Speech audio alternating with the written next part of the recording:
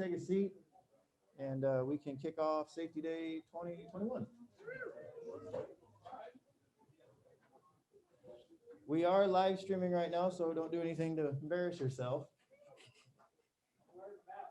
Yeah, and we are being responsible. Cool. All right, so first things first, welcome to the 2021 season. Whoever thought this would come, but yes, finally it's here. Yeah. Yeah. I know if you're like me, I felt like last year was just a very long winter, and then there was a long winter. So I'm anxious to get things rolling this year. And I have a good feeling that it's going to be a really good, busy year for us. Hopefully we can stay on the trend of being a safe year for us. And yeah. So if we look at last year, definitely was a very worrisome year. And about this time last year, we were still in quarantine. To think that that was a year ago today, it's kind of crazy to think of all in what little happened in a year. But I was freaked out. I had no idea what the season was going to look like. I didn't know if we could be in business last year because they were telling people not to stay within, don't get closer than 6 feet. COVID at this time lived right outside your front door and you were afraid and there was no toilet paper, which I still have no idea why there was no toilet paper. But it ended up being an okay year for us. We wiped the calendar full of events, so we didn't do a whole lot, but we did have a really good tandem year considering that we were closed for 2 months. In fact, August of last year was the busiest August we've had in about 4 years. So that was really good. And hopefully, yeah, crazy. So skydiving always did well in recessions, and now it's pandemic proof. I finally got an industry that I can, ride to the sunset and not go broke. I just got to stop buying airplanes. So most of you have seen some of the enhancements that we've done here. We'd like to just say, we're on a fresh start here, right? We just survived a pandemic, and now we're just going to look forward and try to, fresh start, fresh look, and really hammer it out this season. So I want to thank Danimal and Anthony and Marv and Norge and Josh, both Joshes, and Matt Drew, who saved our ass for the tile job, except the floor. He didn't do the floor, so don't look at the floor. But thank you guys. These guys just put in 12-hour days for the last week just to try to get everything in order. We just didn't quite get the women's done, but we'll have it done next weekend, and it'll be awesome for you ladies. Okay, the management team, everybody's coming back this year, which I'm always stoked for. Starting it off, Anthony has moved up to a general manager position. Thank you. Yes. He tried to leave and I scooped him right back up. Mainly Anthony's going to be taking on the manifest. He's going to be charged of that. And to keep him married, I didn't give him everything right away. So if you're in the office and you need Anthony, he's going to be the one in charge there. We also have lead manifestors, Shannon and Sarah. If you need something, they'll be able to take care of you as well. Tracey returns as our events manager. Yeah. Tracey kicked butt for us this winter. She bid the 2022 Nationals and got a unanimous decision to have it here. Thank you, Tracey. Yeah. Tracey also kept us entertained all winter with her lunch and learns, organized all that, which were really kind of fun and exciting. And thank you for all the people that did it and participated. Donovan's coming back. This is his 21st season here with us. Yeah. And he's not here because he finally took a day off. Danimal returns as our ground manager. Yeah. He is one of the funnest people to work with. It could be the worst job you're ever facing, and for some way he just makes it fun. Everything is awesome. And I also like to introduce Josh. Josh is in the room somewhere behind me. There he is, Josh, right here. He's going to be taking over our marketing and media this year, and he's already hit the ground running with some great ideas. So look for him taking photos and just really kind of getting our engagement out there to keep Skydive Chicago being #1. So welcome to the team, Josh. Yeah. Another Josh, yeah. Josh #4. Great, I'm going to be leading the pilot team this year. We have most of the guys coming back. We have Adam Cleek, who's not here, but he's here. is our new full-time pilot. You'll see him flying tomorrow with me. He comes with a wealth of information. He's been flying caravans for a while, including flying them from California to Hawaii, and almost ran out of fuel. Ask him about it. And I think that's what I got for my notes. Great, so I know that it's gonna kind of a longer day, so I'm gonna hand it off to Tracey. And thank you guys so much for your business and support of Skydive Chicago. You guys are really what makes Skydive Chicago what it is. So thank you. And here's Tracey. Hello, everybody. I'm very excited to see everyone. So I'm just going to go over briefly some of the events that we have coming up this year. I'm super excited. This event list is available. So there's a couple of clipboards around that have a QR code you can scan. It's also going to be posted around the drop zone, like in bathroom stalls and stuff. So that way you can keep track of what events we have coming up. It's a really easy list to see what's going on. If you want any event details, they're all available on our website and also on Facebook. So whatever your preferred method of communication is, you can get some event details. Just to go over some highlights, I'm really excited about some stuff we have coming up. So we have the Ultimate Summerfest Experience Contest. I hope people submitted videos and participated. So we've got voting for that coming up in May. We're going to pick the top 3 videos, and we need everybody to vote on which one is their favorite, so we can decide who the Ultimate Summerfest Experience winner is going to be. We also have other big things like, which ones did I have highlighted? So we're going to be trying to start to do a canopy club. So on Friday mornings before jumping, we're going to be doing some hop and pops. It's an opportunity for people to be able to practice their canopy skills without disrupting the flow of the day. We're also going to be doing some regular community activities like Friday Night Lights. So we'll be doing flag football, dodgeball, and other games throughout the season. So fun community activities for people who are around. We, of course, have the 8N2 Club again with Zibby and some other folks coming back, hoping to also potentially add some sit flying, some lower level sit flying groups to that to help people get some coaching and get involved, make friends. We also have Flight 1 coming to do some canopy courses. We have actually a bunch of canopy stuff going on. So and Alter Ego is also coming to do a canopy course. And then Josh, of course, runs our canopy courses that we have here once a month, which are awesome. Cloud Games. So the Cloud Games was the Skydive Nationals 2.0 last year. So that went really well. We had over 250 participants in both the United States and in Mexico. So this year we're opening it up to people in Europe and Australia and basically around the world. We've changed the name to Cloud Games. That way it wasn't bound by the Nationals title. Rhythm and Core are also going to be doing once a month. They're going to be doing some free LOing. So we have specific days picked out for that. You can get some really high quality coaching. So come on out. They're great at all levels, obviously. We also have an XRW beginner camp. We have a crew beginner camp.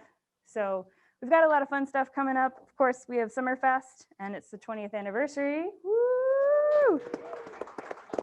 So that's going to be July 24th to August 1st. Registration and everything's open for that already. We have a few angle camps throughout the year, Rookie Fest, and we also have vertical sequential record. So we've got lots of stuff, big and small, skydiving wise, as well as community wise, and we're super excited.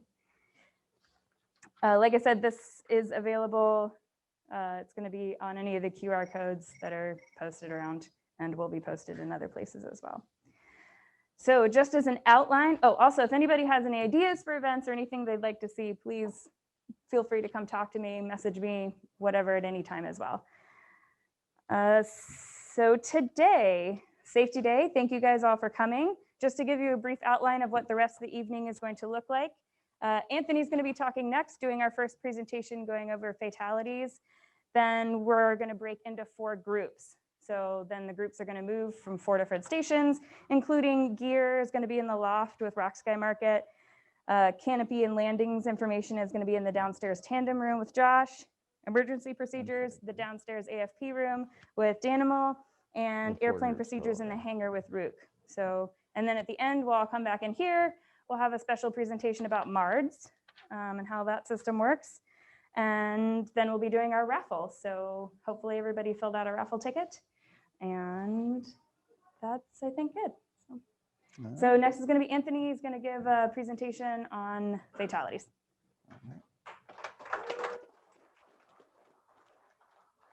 All right, guys, so before I get started on a very joyous presentation of fatalities, I want to give another shout out to the long list of people that helped make this place run. First of all, Josh is going to be leading our AFP, the one next to you. There we go. Yeah. Too many Joshes. So he's going to be heading up the AFP department again. Also, Johnny is going to be helping me out with heading the tandem and video departments. And then all three of us are going to be the SNTAs once again. So Johnny's going to help on with the SNTA duties. And other one is Ian. Ian takes care of all the super fast internet and everything that has to deal with technology around here that nobody else knows how to deal with. So thanks to all those guys. All right, let me move this around.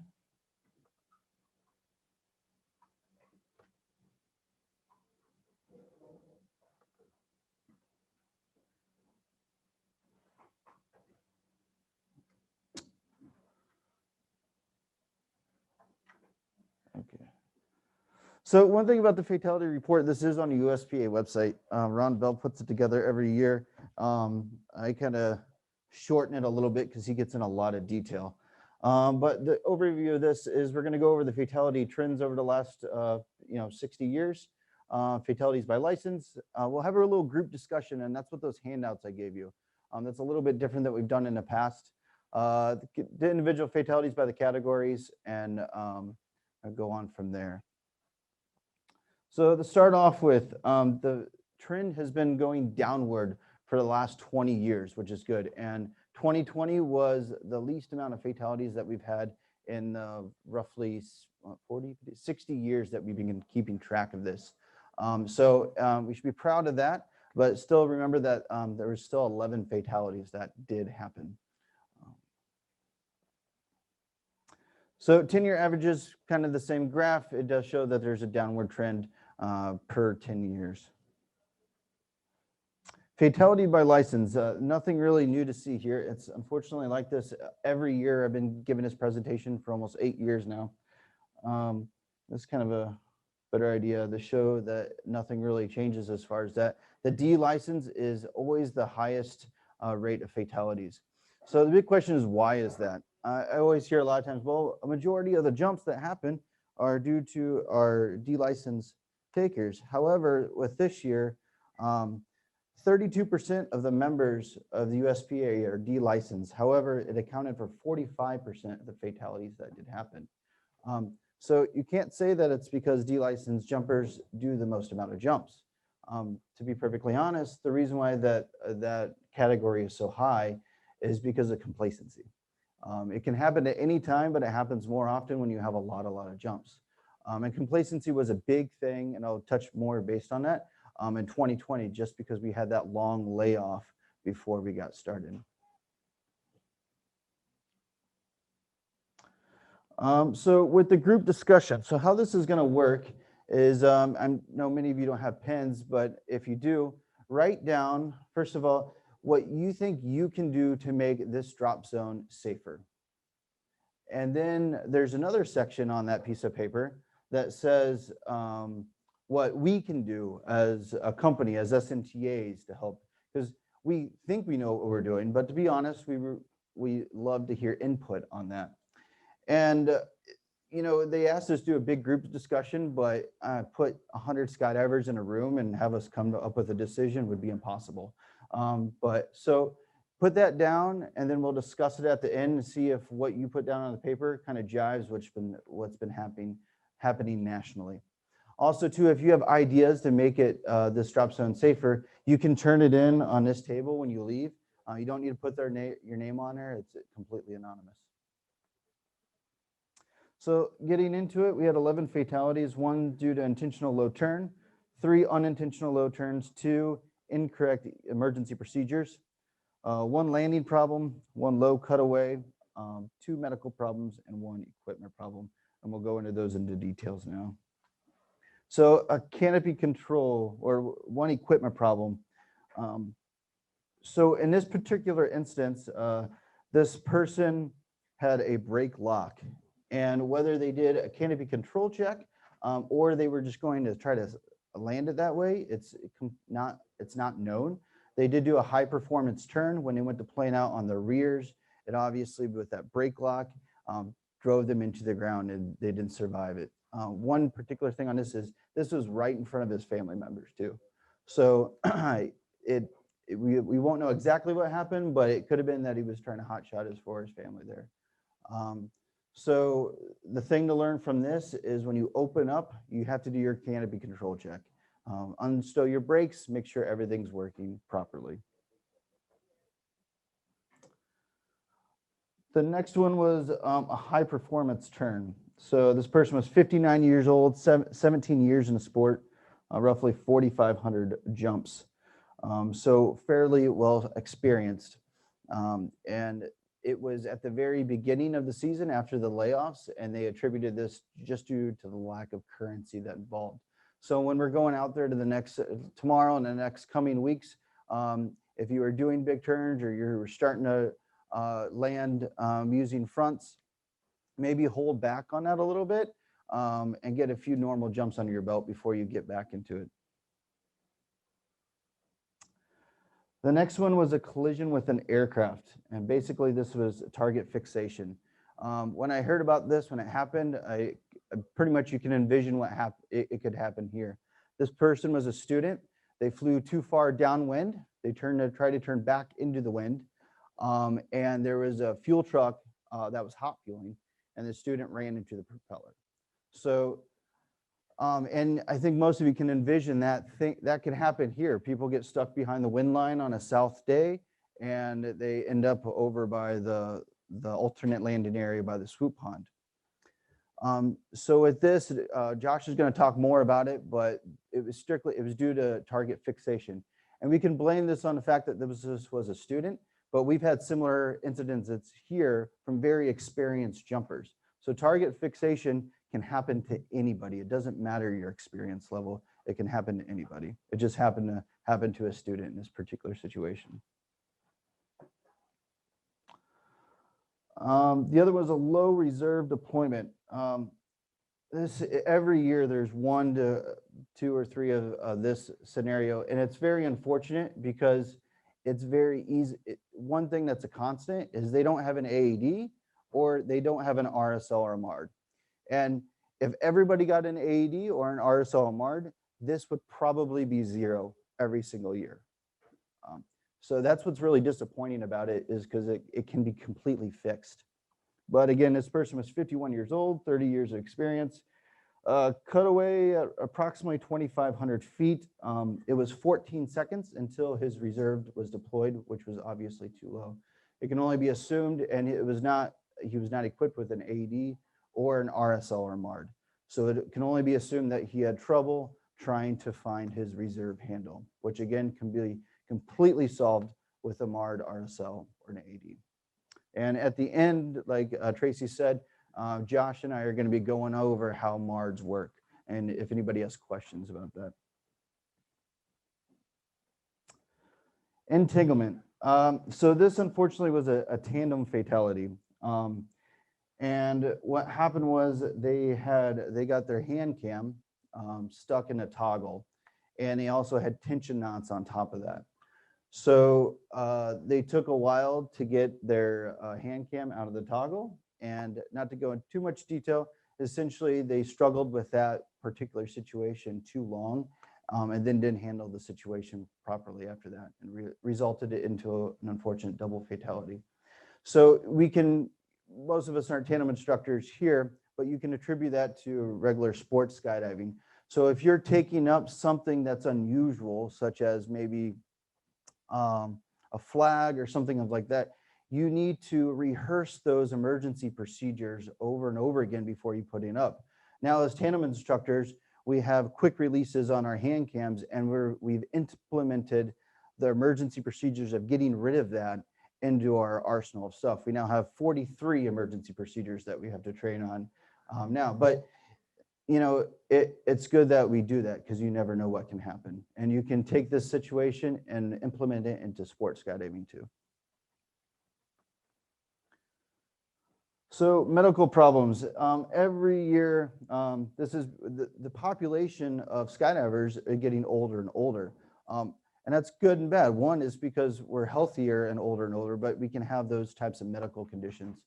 The first one, they assumed that it was a heart attack, uneventful skydive, and then they went limp in the harness.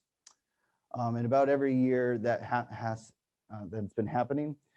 So just take care of yourself, guys. If you're not feeling right that day, just make sure you're staying healthy. And then, unfortunately, another one was a mental illness. It was a suicide, which in the last couple of years has been increasing. It used to only happen every couple of years, and now it's happening every single year. So back in there, if you're having a bad day, if you're having dark thoughts, talk to somebody, stay on the ground, something of that nature. All right. All right, and the largest category is unintentional low turns.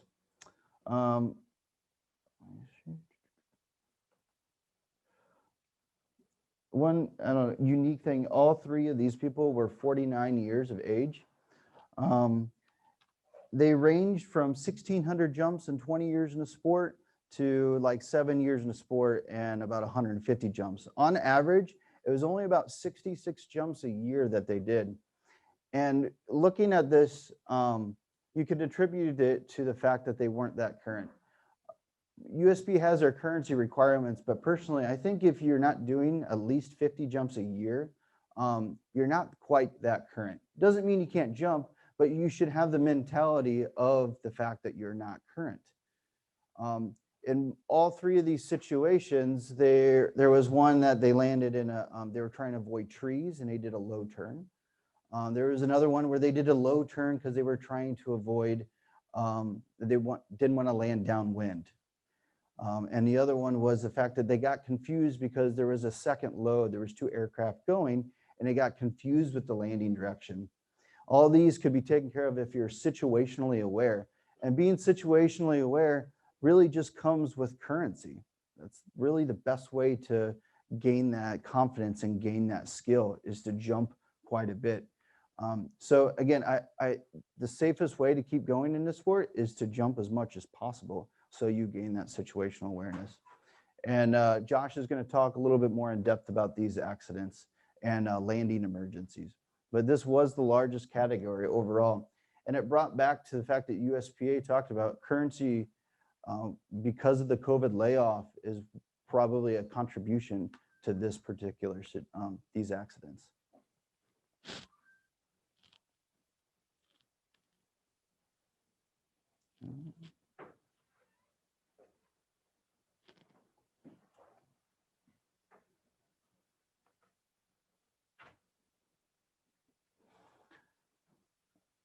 All right, so this is just, the incident reports. One thing that the USPA has been doing that's pretty nice is they've really been pushing for SNTAs to report incidents. Usually we just would report fatalities, but as we know, an incident is just as valuable to learn from as a fatality is.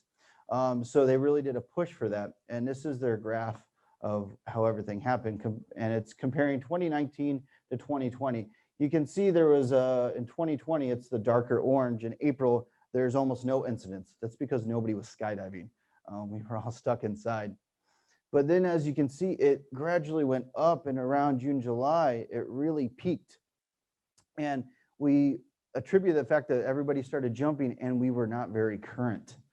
We had a lot of internal discussion during that time about how we need to slow things down because we've been inside for so long and currency was such a big deal. So the USPA made a big push. I know internally we talked about it a lot, and you can see it in the numbers. In August and September, compared to 2019, the incidents went down. And they attributed the fact that there was just awareness on social media about the importance of currency.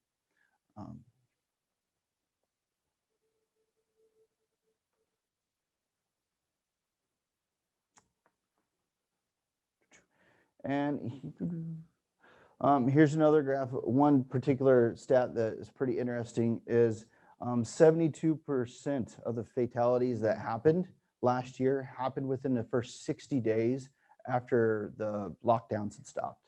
So again, you can contribute that directly with the fact that everybody was on current.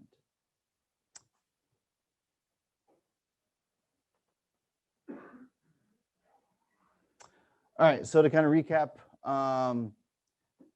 well, this kind of goes in your discussion. We can kind of talk about it now. What do you think are some things that you could do for the drop zone to improve safety? Does anybody have any ideas or suggestions? Yeah. What's that? Become safe for yourself. Yeah. Looking at everybody's gear when you're getting on the plane, before you get on the plane, like, you know, look at chest straps or anything like that. Yeah, looking at everybody's gear as you're getting on the plane, being situationally aware with that situation. The hanging harnesses, yes, we have 2 downstairs. They are not up yet, but we will have 2 to 3 more leaning harnesses available too. So I recommend everybody using those. So this is what the USPA, kind of their recap, things that they thought reporting incidents will help. And I could see how that would work on a national level. Obviously here, if there's incidents that happen, even if it doesn't result in an injury, please let Josh, Johnny, me, or one of the instructors know so we can get ahead of whatever may be happening.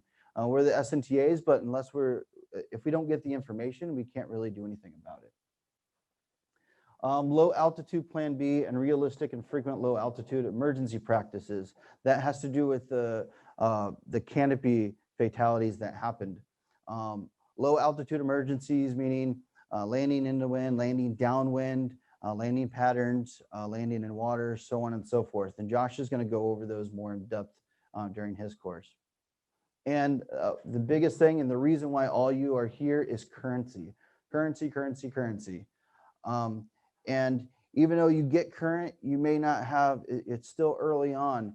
Be humble enough to know that you may not be that current. So maybe you shouldn't be jumping with that tube jump, or maybe you shouldn't go on that 10-way. Keep it small those first couple jumps and get your feet wet before you go big. It's a long season. I don't think we're going to get shut down. So you don't want to shut yourself down with an early injury. Just take it slow at the beginning.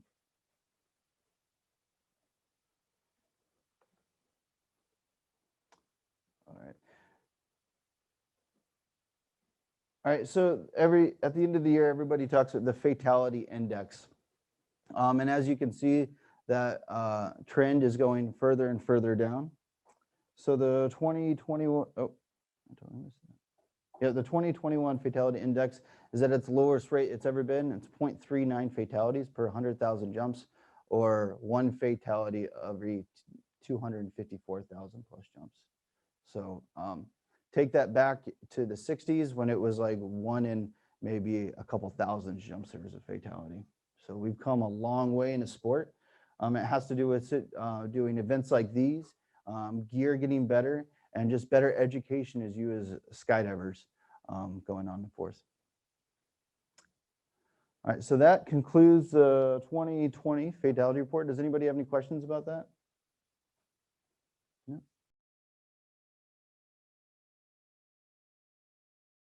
It's any part of this fails right here, that's no bueno, right, for any of us. So checking it is very important. What you'll want to do when you check is you want to check things like, what we're looking for is, everyone knows the check of threes, right? We know that. And we know what we do is we look over there and we're like fabric, metal, fabric, or you go big, middle, little, whatever your system is. But what that has done is it keeps our mind focused on the routing of our 3 rings rather than the condition of our riser, right? So we should be looking at both the condition of our riser and the routing of the 3 rings. So what we're trying to do is we're making sure that our risers aren't shredded on the sides. This one's getting a little old. I'll pass some of these around as examples. Starting to get shredded on the sides. This is actually compromising what this riser can hold. And it makes it easier to rip. So we want to look at those things. We want to look at the material that's actually holding the ring on to the riser. We want to look at the material of the white loop. These are things that are very important to look at. So I'm going to pass one around here. This one here is going to show you on this. This is the middle ring. The big ring is actually connected to your rig. This is the middle ring, but you're going to see where it's fraying right here. And we found these and had to ground a guy. I don't know how many jumps he did like that, but when he brought it to LAF for a repack, we're like, you got to get new risers, man. So just pass that around. You can just pass it around, let people look at it. If you're not comfortable grabbing it with the COVID thing, don't grab it. Totally up to you guys. So I'm going to show you another example as well. And I'll give you a little backstory on this. So there was a person that took a header on the taxiway and slid on their belly, was totally okay. Like got up, you know, brushed off the ego a little bit in the scrapes, but went in, got a rig pack. Well, a lot of skydivers nowadays hire packers and don't pack for themselves. So we're out of the loop of checking our own gear. We just drop it off. And if you got a turn rig, baby, you're up on the next load and you're just turning and burning all day. But the packer, I mean, if they notice something, of course, they're going to tell you, all right? But they're thinking of, I got to get these 5 rigs done before the next load. And that's what they're thinking of. They're turning and burning as well. They're not necessarily looking over your gear like you should be looking over your gear. So this actually got jumped a couple times after this girl took a header. And what we're looking at here is pretty much just a few threads holding her riser onto, well, I called her, darn it. I kind of gave it away a little bit, but I'm not going to give the person's name. But it was it freaked us all out when it got noticed, because we're like, how many jumps have you done on this thing? You know, like she had done a few jumps on this thing. So I'll pass that around as well, and you can look at what that looks like.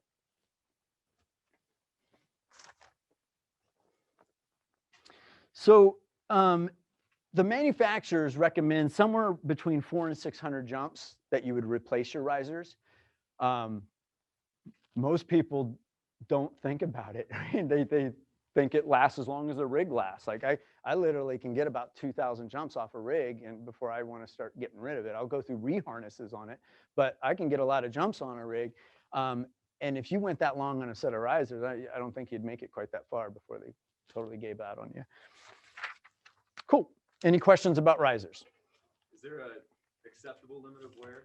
Or is it... There is an acceptable limit. Now, the thing is if you're ever confused or wondering, go to a rigger. Like, come here. We'll be happy to, like, if you ran down a loft and just showed Rob, he'd stop what he's doing to look at it and be like, oh, yeah, don't jump that anymore.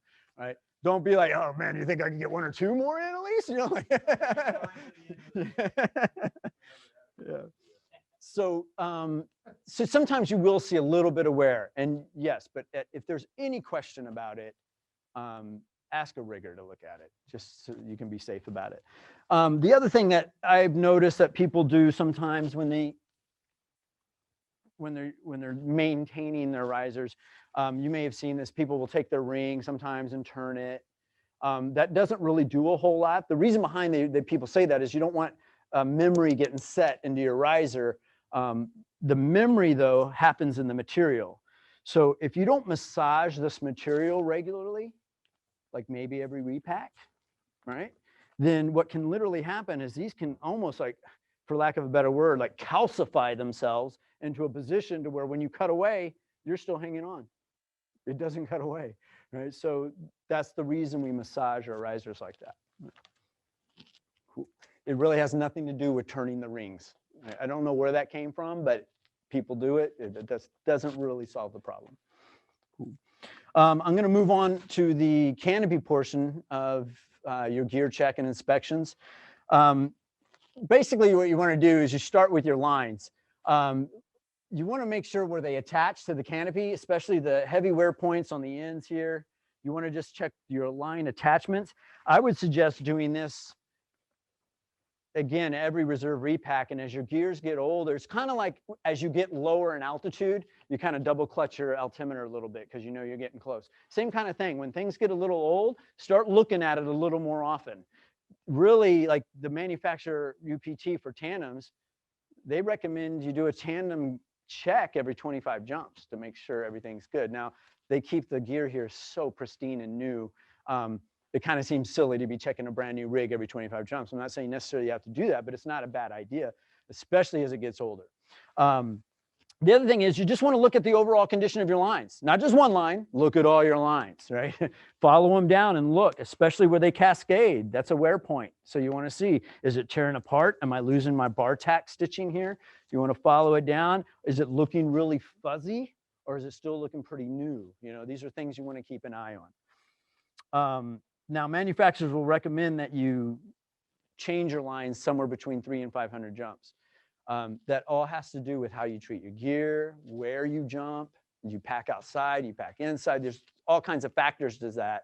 But when I start getting close to 300, I start taking a little extra care looking at my stuff. And then as I probably am getting around every 20, 25 jumps, I'm taking another little close inspection because I know my lines are getting old around 300 jumps. It's getting close to time. But I've also seen, depending on the line type and where you jump, where people can get 500, 600 jumps off their line set. All right. But you have to take a look to know that. So you can prolong your line set. One of the things you can do to prolong it is take the twists out of your brake lines. You shouldn't really get too many twists in them if you stow your brakes on the landing area before you even walk in. That'll keep your toggles from dangling and spinning and adding twists to your lines.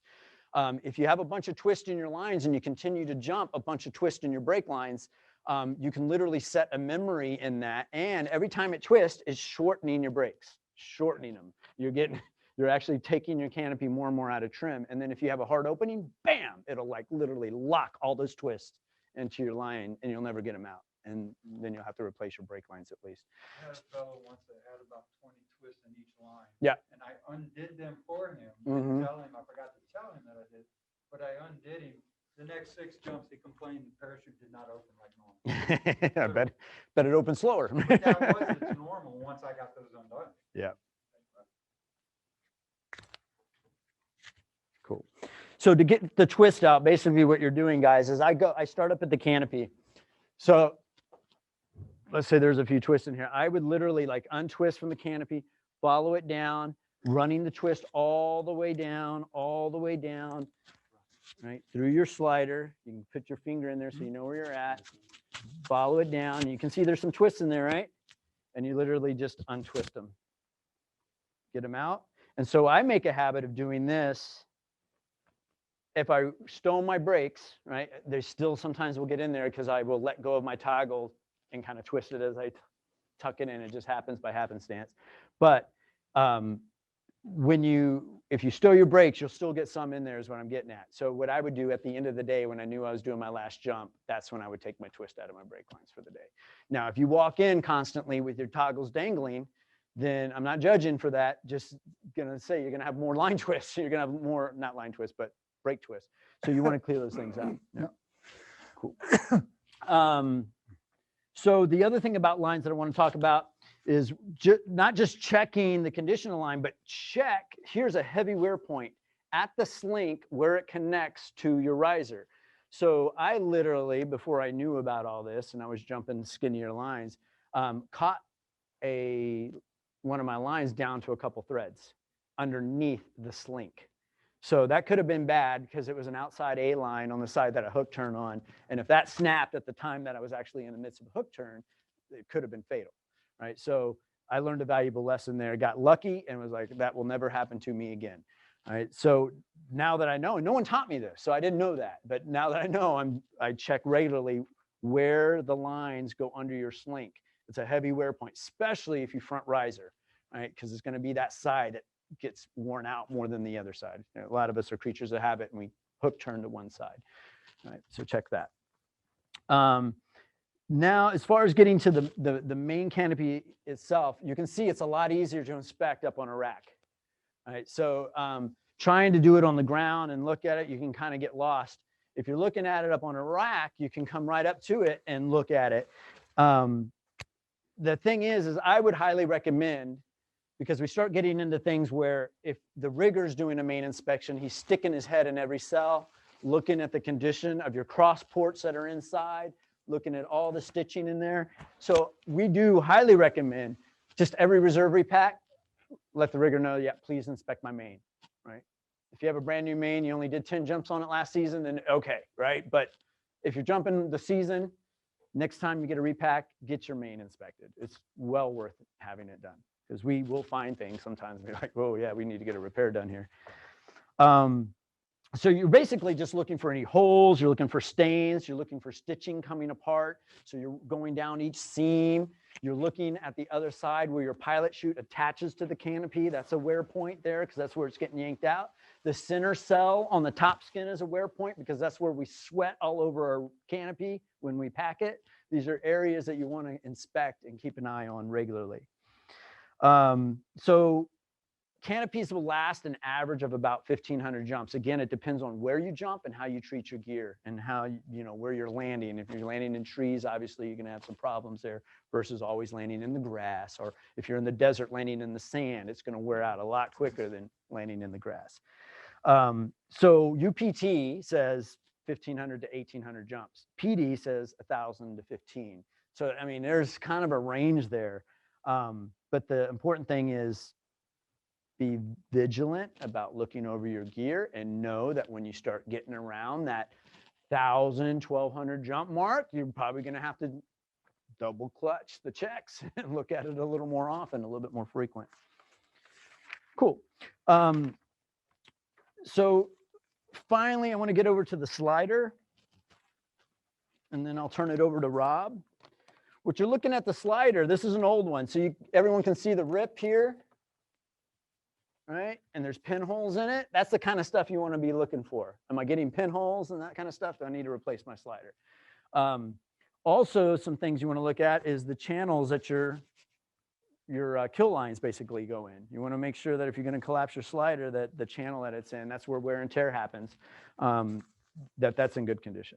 The other thing is, and no one's really doing brass grommets anymore, but you may see them, but it's still well worth putting your finger in your grommets and feeling if there's anything in there that could be snagging your line. This slider was my slider for a canopy about 20 years ago. And I put a line set, just had a line set on it, lasted 15 jumps, and my lines were shredded. And that's right when I was like, something's going on with the slider. You can see and feel there's grooves. So you can run your finger in there and feel that. It's not sharp, so you won't cut yourself, but literal grooves formed in my slider. In the grommets there from my lines just going back and forth on it. And that caused damage. Like literally it tore my new line set up. Cool. Any questions about the canopy check or the slider? Okay, I'm going to turn this over to Rob. I'm going to hand him the microphone. I got one. Okay, cool. Go.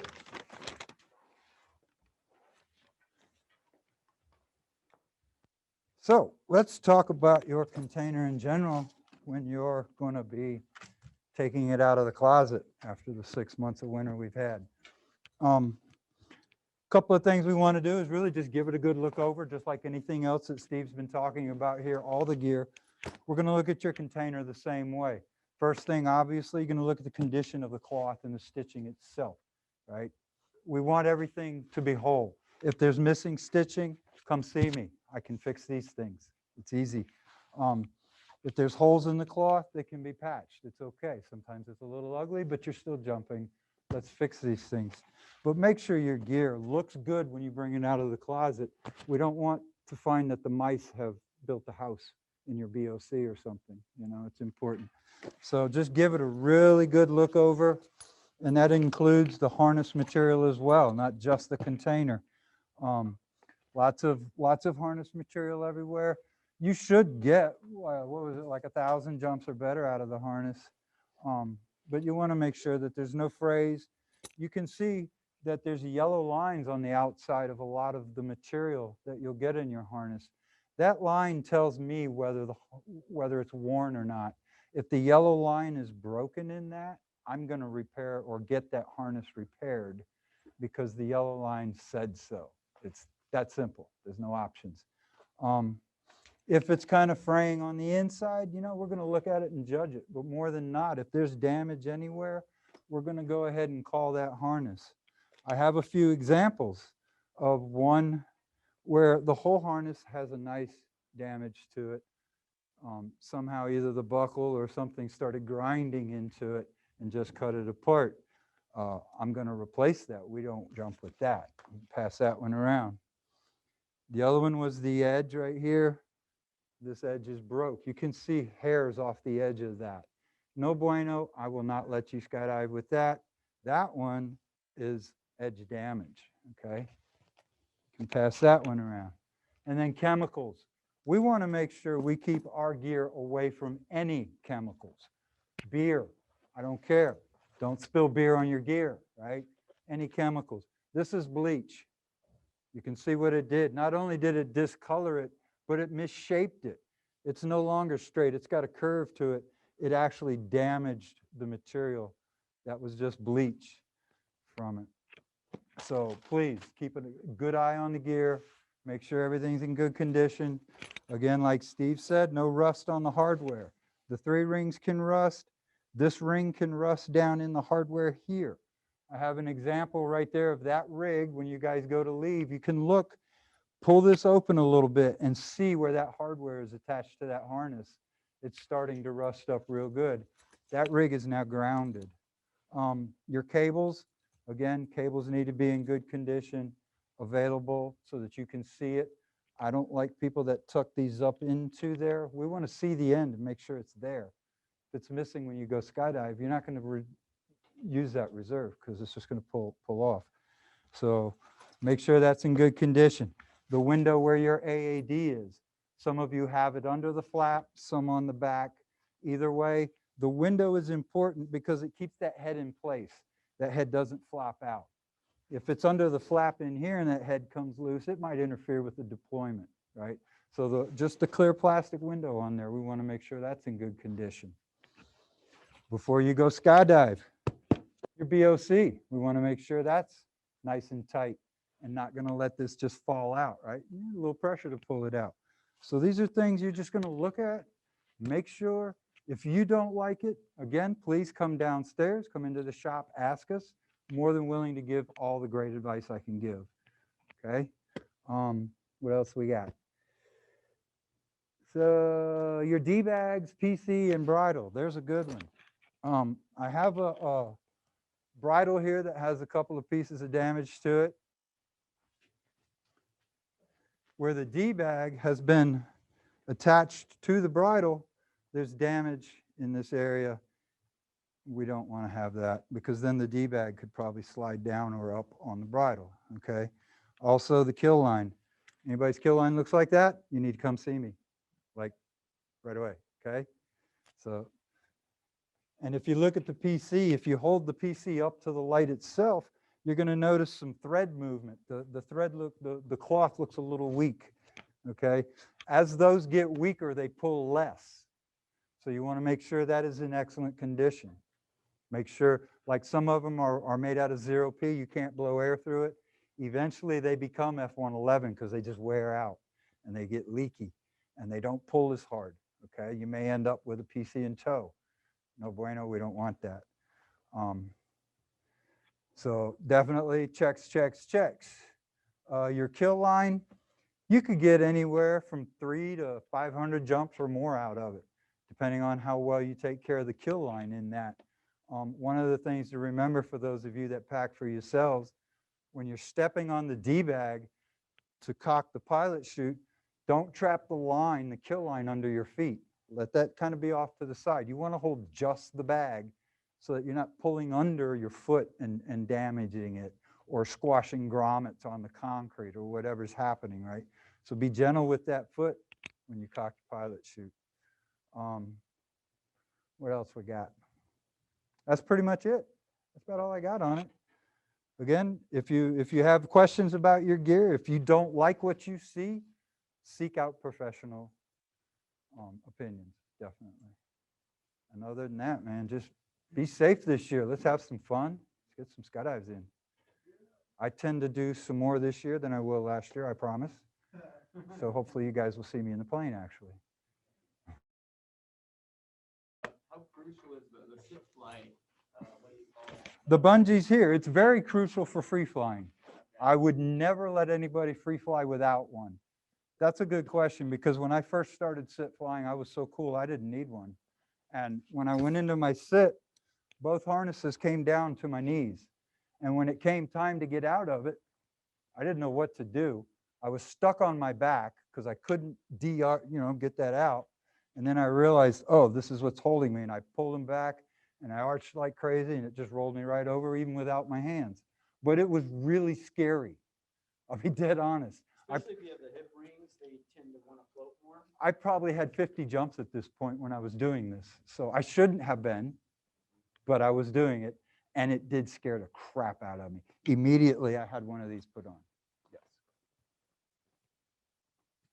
Sorry, I took my mic off.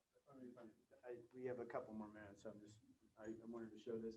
A lot of times people wondering, like, when should I replace my lines? What does it look like? PD has charts that they have on their website that you can look at with different line types. This one here is just the Vectran 750 line. And what they're showing here in this chart is what's brand new. Then you'll see what's slightly worn, and the slightly wear point, it shows a 27% reduction in line strength. All right, so then you get to medium wear, which is a 40% reduction in your line strength. This is the point where we ask you to please replace your line. Right? This heavy wear, 57% of the strength of your lines is compromised. Done. Right? So don't be that person, basically. So if you want to look at that, you can pass that around. Is there any questions about anything we've gone over, or even just something we didn't go over, but it has to do with gear, with gear safety, with gear checks, or any of that? Cool. I like it when there's no questions. That means they know everything. I like these guys. All right. Yeah, no, cool. Another thing we have down here is a chart that shows the line, the actual brand new line, the size, and what it's called. This is mainly a PD chart, but most canopies use these lines too. So you have the HMAs, the Dacrons, and the Vectrans, and the Spectres. So if you guys ever get in arguments up on the packing floor about what kind of lines you got, I can solve that real quick. Say again? The least give would be your Vectran and HMA. There's no stretch to them. Your Spectres like to give a little, your Dacrons like to give a little. They also like to shrink a lot. So over the use, the Dacrons and the Spectres will actually grow shorter because every time we're jerking on them, rope comes back beyond what its memory was a lot of times. The Vectrans and the HMAs, they just wear and they get fuzzy. And like Steve said, at the slink is where you're really going to notice the wear on these guys more than the line itself. Just in that end where it connects through, you're going to start seeing that wear on there.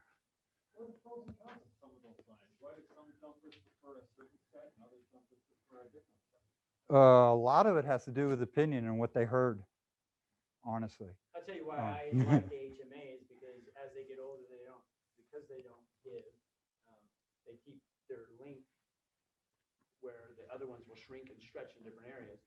So my canopy will keep the same performance until I change out the lines. But that can also be a bad thing, right? If you're not checking your lines, because the other lines that do stretch, you'll start noticing your openings start changing. Man, my openings aren't as good anymore. Then you continue to jump them, then all of a sudden the performance and the landing flare isn't quite as good. They're like hints, your canopy's hinting to you, please change my lines, right? But HMA and Vectran, they don't do that. That's the reason I prefer those. But some people that jump a huge camera equipment, they jump Dacron. They have the most stretch. They're the ones they want that one. most forgiving. They don't want to be slammed on any kind of opening. So if you're jumping like heavy camera equipment and stuff like that, they're jumping bigger, thick, stretchier lines. Right? So is it all personal preference then, or is? Yeah, Well- well, most canopies, they'll have a standard. The manufacturer will have a standard. This is what we put on it. Okay. And then after that, it's kind of your choice. Like when you Pass get a that around. reline, you can kind of choose that. All right, guys, welcome to the Canopy portion of Safety Day. I am going to be talking about emergencies below 2,000 feet. So anything lower. This isn't talked about very often. USPA has done a big thing about emergencies below 2,000 feet. I am not going to give the death by PowerPoint. I'll run through a couple of these things. Mostly what I want to do is talk about the highlights that I've talked about here. So number one, the first thing I want to talk about is awareness. Awareness at the beginning of this whole thing is going to stop these crazy fatalities that are happening. So awareness starts in the loading area, right? Meaning when we get into the loading area, we're determining landing direction, which I'll get into the wind T here in a second. And then not only that, but as you're doing it, look at the size of the parachutes that people are jumping with. Who's jumping with who? What's the exit order? All of these things, as we're in the loading area, will prepare you for what's going to happen under canopy. If you can take a look and see a bigger gentleman with a bigger canopy, it's probably going to take longer to get down to the ground as opposed to if you're flying something a little more high performance. So this awareness starts right in the loading area. One of the fatalities that happened last season was because of a load that had taken off before the guy got onto his load, and he did not know that there was another aircraft in the sky. So, I'm sorry, it was vice versa. So when he jumped out, he was under canopy, and another load, oh no, I'm doing this wrong. The other load dropped, they were under canopy, this load dropped, and then as he was entering the pattern, all of a sudden he was surrounded by an entire another load of an aircraft that he didn't know was in the sky with him. He panicked at that point, did a low turn, and that's how that fatality happened. So starting with the awareness in the loading area is how we're going to avoid these things, right? So knowing if the aircraft, there's multiple aircraft flying, and also knowing who's on the load with you. For most operations here at Skydive Chicago, we don't have multiple loads going at all the time, every day, especially through the week. But if you're jumping on the weekends, more often than not, we do have a couple otters that are flying. If you're here during Summerfest, we definitely have multiple otters that are flying. So it's important that you know what's going on. We're going to try to separate and make enough space for everybody, but just starting with that little bit of awareness that you guys can take on in the loading area is going to help prevent this. Okay, so following the landing tee. So what we're doing is we're going to be weighting the landing tee down just a little bit in order to stop this kind of shift of the tee going back and forth. So what we're going to be having you guys do is we're going to have you guys be following the tee, right? Once we get into the loading area, just like last year, we'll still establish landing direction and make sure that everybody is aware of the landing direction that we're going to be going, but ultimately follow the tee. If you get in the aircraft and we're going to be landing north and you get out of the aircraft, look down at the tee, find out what direction it's going. Make sure that it's still a north pattern. Maybe the winds have changed. We are in the Midwest. We all know that the winds out here can change in an instant. So if the tee has switched during mid-load or while you're in the aircraft, you need to be aware of that. We cannot radio up to you and let you know that if you guys have already exited the aircraft, right? So awareness, once you get under canopy, do your canopy control checks. Everything's good. Next thing we're going to look for is wind direction. So immediately, yes, I can land my parachute. What direction am I going to be landing and where should be the next couple questions that you're asking yourself, right? So take a look at the wind tee, see what direction it's pointing, and adjust the pattern accordingly. Does anybody have questions on any of that stuff? That one was a big discussion on in my last class. Yeah, because for me, like the predetermined landing direction in the holding area, that's what I would go by. I wouldn't even think of that. Right. So this is to prevent big wind shifts and hopefully stop downwind landing and hopefully to stop jousting from happening. Right. So what was happening is that in the loading area, we were determining, yes, we're going to be landing north. The load gets out of the aircraft. They look down and it's like, oh, there's been a big shift. And if I go north, I'm going to be landing downwind. Half the load decides that they're going to change their pattern and land south into the wind.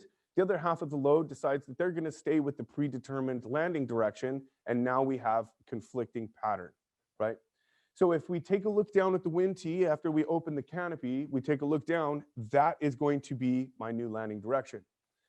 The wind tee is not going to be swinging like this. We're going to have it to where the wind tee won't just move on a small breeze, right? So it's going to take a little bit more for the wind to actually turn the tee. So what this will do is that this will prevent that little bit of a breeze in order to land.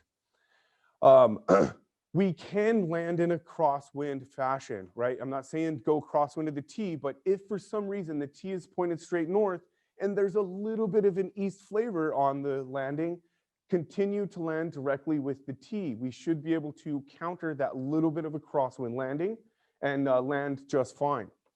In the Canopy courses for your B license, you learn about crosswind landings, and everybody should be comfortable with doing a crosswind landing. And if you're not, do a hop and pop. Don't do a big time crosswind landing, but do a hop and pop. Make sure that everybody knows you're going to land crosswind and go try it. I encourage everybody to try it out because the last thing you want to be doing is in a last second situation, not staying aware, trying to do your very first crosswind landing in an uncontrolled environment. So control the environment, do that crosswind landing for yourself and for the safety of everybody else. Anybody questions on that? If you really want to know how to land crosswind and all that stuff, you guys come and find me, and I'm happy to teach everybody a proper crosswind landing. Okay, entering the pattern mid-pattern. So sometimes we get a great spot. Sometimes we don't get such a great spot, and we're trying to fight to come back to the drop zone. This happens. That's just the way it is. What we can do is we can enter the pattern on the base, or we can enter the pattern on the final. That is okay, as long as it is safe. So as we're entering the pattern, if everybody's flying downwind and you're just going to simply enter to the base because you're coming from a long ways away and you enter into the base leg, as long as it's clear, everybody coming on the downwind leg, and you're not going to be cutting anybody off to enter the pattern, go ahead and enter the pattern accordingly, right? We know, I'm going to just give rough altitudes. Everybody has their own pattern altitudes, but between 1,000 feet and 500 feet, everybody that's flying downwind is probably on their downwind leg, right? We can assume this. So as we're coming in, if we're still high and we need to maybe enter the pattern at, say, 800 feet, if there's a bunch of people coming down, we're probably not going to enter. But if it's nice and safe to enter the pattern, go ahead and enter the pattern exactly where you need to, and then fly traffic as normal. Sometimes we open up on what we call opening on final. You open up so far away and you're pointing into the wind already. You do everything you can to fight back to the drop zone, and it's just a straight in approach. This is okay as well, but we need to make sure that we're staying aware. Here's Chicago, we do a left-hand pattern. If I'm flying a straight in approach, or my final, I'm doing opening on final and coming in, I know everybody's going to be coming from over here. As a matter of fact, I can see everybody in the pattern as this is happening. If I'm going to be cutting people off to get into the main landing area as I'm doing this, guess what I'm going to do? I am going to land out, right? So enter the pattern if you can safely, and if you can't, then you need to find an alternate landing area and fly a pattern over there. Don't worry, somebody will come and get you. And it doesn't matter what drop zone you're at, somebody is always watching and somebody will always come and pick you up, right? It's better to have a long walk than a short ride, yeah? So pick an alternate landing area, pick that alternate landing area high, right? The higher up we are, the more opportunities we have to land. As we narrow the space down and we get lower, we only have what's below us. If we wait till 1,000 feet to determine that we're going to land somewhere, your options have narrowed down to not very far, especially if the winds are strong, right? So we always want to have an idea of where we're going to be landing and where an out is. Always have a plan B, especially if you know that you're not going to make it to the holding area and fly a pattern properly. So if we're going to be entering the pattern, you should know this almost instantly after you do your canopy control check. You're going to say, okay, I'm a little ways off the drop zone. I'm going to struggle to get back. I'm probably going to have to enter the pattern in some different fashion. Again, that's okay, but if you're doing it and you're like, man, it looks congested, just simply pick another place. And the higher you do that, the higher you make that decision, the more options you have to land. Does that all make sense? Awesome. Does anybody have any questions about entering the pattern mid-pattern? Steve. You find yourself, your altitude is too high and you got to burn off. I noticed a lot of the jumpers, they swing out past the hangar toward the river, and then they come back into the pattern. So you're talking about bleeding off altitude while in the pattern? Yeah. Yes. So I'm not going to go into pattern work right now, but yes, that's exactly right. If you're too high in the pattern and you're on your downwind leg, I'm flying a left-hand pattern, I can widen my downwind leg and elongate my base leg to burn that altitude. This is still predictable pattern work.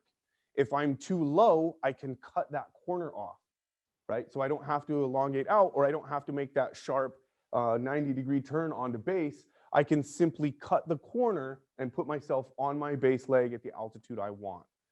Pattern work, that's a whole nother workshop, and we can get into pattern work at a different time, no problem. Okay, any other questions? How low is too low for turning into your final? I know it's pattern. That is your decision, Okay. right? Okay. Too low is hitting the ground. Right. Yeah. No, so we're going to get into flat turns and things like that here in a second, but the idea is don't be too low. It's that simple. And the thing is that if you're on your base and you're like, I don't know, you should probably be turning already, right? And then that gets me into hazardous landings. So another fatality that Anthony touched on today was the person that did a low turn to avoid trees. Now this gentleman, this was his second time landing in those trees. He had hit the trees earlier that season, I believe. And so what I think happened is that he didn't want to hit the trees again. He did a low turn to avoid the trees and hit the ground, right? So I just want to touch on kind of hazardous landings real quick, and most importantly, flat turns. Flat turns save lives, guys. The USPA says that the only thing you have to do is flare to halfway. As long as you flare to halfway, you will be okay. You're not going to die. Maybe you'll break an ankle, twist an ankle, sprain a knee, something like this, but it is okay. The reason for this is because when we're flying these wings, the wing is flying forward and down. Therefore, we are trailing behind the wing a little bit as we're going. When we go into the stage 1 of the flare, it puts us directly underneath the wing. So the wing is no longer flying us into the ground. So something happens with your vision, or maybe a night jump and you're more night blind than you thought, or whatever it may be that you can't see the ground anymore. You simply go to half brakes and prepare for a PLF, and you should be just fine as long as we do a nice PLF off of that. So flaring to at least half brakes before touching the ground is very important, right? We always say finish the flare, right? You always want to get that last little bit out of the flare, but the reality is that if you only flare to halfway, then you should be able to walk away from the skydive with a nice PLF. Now, don't go trying that, right? I don't want you guys to be trying that. Finish your flare, but if you need to, that is the way you do it. If we're going to strike an object, you need to flare at least to halfway, and then you can avoid the obstacle doing a flat turn. The flat turn is just going to be slight correction and heading change. That's the only thing that we're looking for. The idea here is to keep a level wing above your head when you're doing this flat turn. We're not stalling the wing. We don't want it to go behind us. We want to keep a level wing above the head, turn, heading change, and then flare. I challenge all of you guys to do this up top, not at the ground. I want you to do half brakes, do at least a 45-degree turn, and then finish your flare from there and find out how much power your parachutes still have to finish your flare off of that half brake or that flat turn. Okay, I'm getting pushed for time. I'm just going to move a little bit faster here. I want to go over landing priorities with everybody. Landing priority number 1 is what? Land safely. Yes and no. Level wing. Thank you very much. Priority number 1 is a level wing, guys. We cannot touch the ground at the same time as our parachute does, because that is how fatalities happen. You must land with a level wing above your head, right? Whatever it takes to keep that level wing up there as we're coming to the ground is better than not, right? So this, again, no low turns. You've seen on the graphs, everything, most fatalities happen nowadays because of low turns. So make sure that you keep that wing above your head. Priority number 2. Excellent. Clear of obstacles. So we want to land in a nice open area. Now, notice this is not priority number 1. We must have a level wing. You can hit a tree, you can hit the river, you can hit a building, you can hit all of these things and still survive them, but you cannot touch the ground at the same time with your parachute and survive it. So clear of any hazards or obstacles. Priority number 3, flaring at least to halfway. Notice it's number 3, right? Even if we do not flare or do not do anything and we come into an open field with a level wing, we'll probably still be okay. So priority number 3 is flaring to at least halfway. Priority number 4 is going to be into the wind. Notice it is number 4 that gets into my downwind landing here, which I'm trying to push a little fast. Sorry guys, I apologize.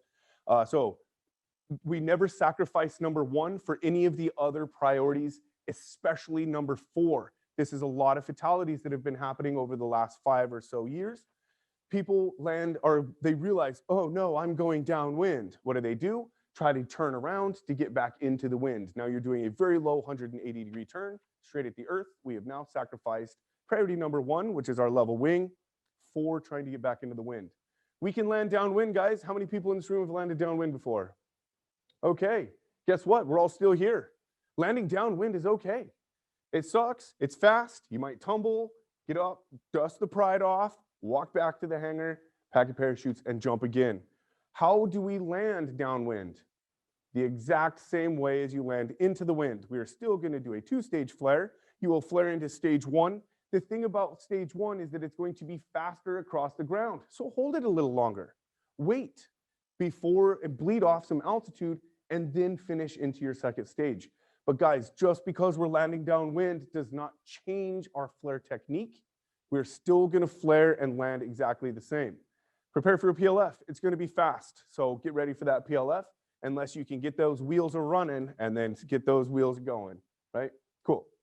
Object fixation. Now, this comes to the last fatality that happened. The student landed into the airplane. This, to me, is absolutely crazy. Object fixation, however, is super duper real. I don't want to hit that flag. I don't want to hit that flag. I don't want to hit that flag. Guess what you're going to do? Hit that flag, right? How do we avoid this? Stop looking at it. Absolutely. Stop looking at it. And if you need to, do a minor correction. Once we're on to final, that doesn't mean that we stop flying these parachutes. Once we get on to final, we can still do minor adjustments. You can do minor adjustments in the harness, and you can also do minor toggle input adjustments. Now notice I'm saying minor. Well, what are we not going to sacrifice? The level wing. We're not going to sacrifice a level wing to miss an object, right? Priorities. But we can make the adjustments. And again, simply stop looking at it. Be aware that it's there, but don't be like, I don't want to do that. I don't want to do that. You get fixated. This student, I believe is a level 3. She was what they think was fixated onto the airplane and not wanting to hit the airplane. This airplane was sitting on the tarmac, taking on fuel, props spinning. The student came down, landed directly into the props. We all know the outcome of that. Nobody walks away from hitting a spinning propeller. If she would have landed 10 feet backwards or 10 feet forward or 10 feet left or right, she would have been just fine. But it was, I don't want to, I don't want to, I don't want to, I don't want to, and directly in. Now, I can't ask her that that's what was happening. This is just what is assumed, right? Okay, last thing I want to touch on before I send you guys off is I want to make sure that everybody here knows the difference between a minimum decision altitude and a hard deck. What is the minimum decision altitude? And I don't care about the altitudes. Everybody has different altitudes for their minimum decision. What does this mean to you guys?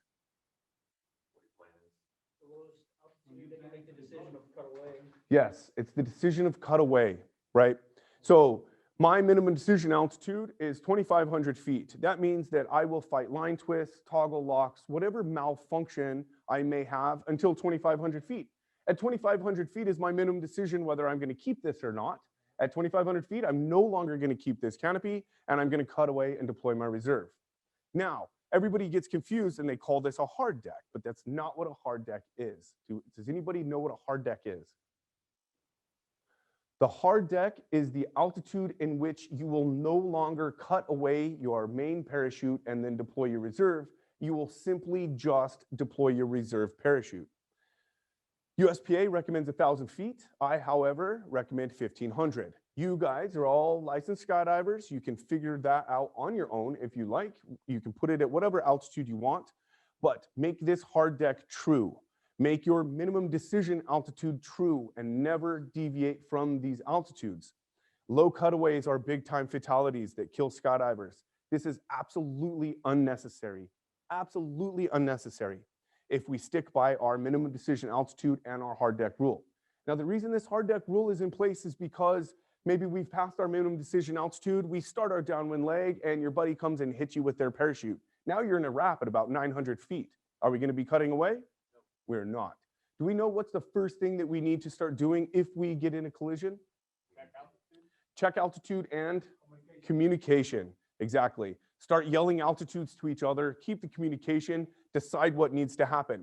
The number one rule in any kind of canopy collision is never say don't. It's always positive commands. We don't say don't cut away, because what do you think that person's going to hear?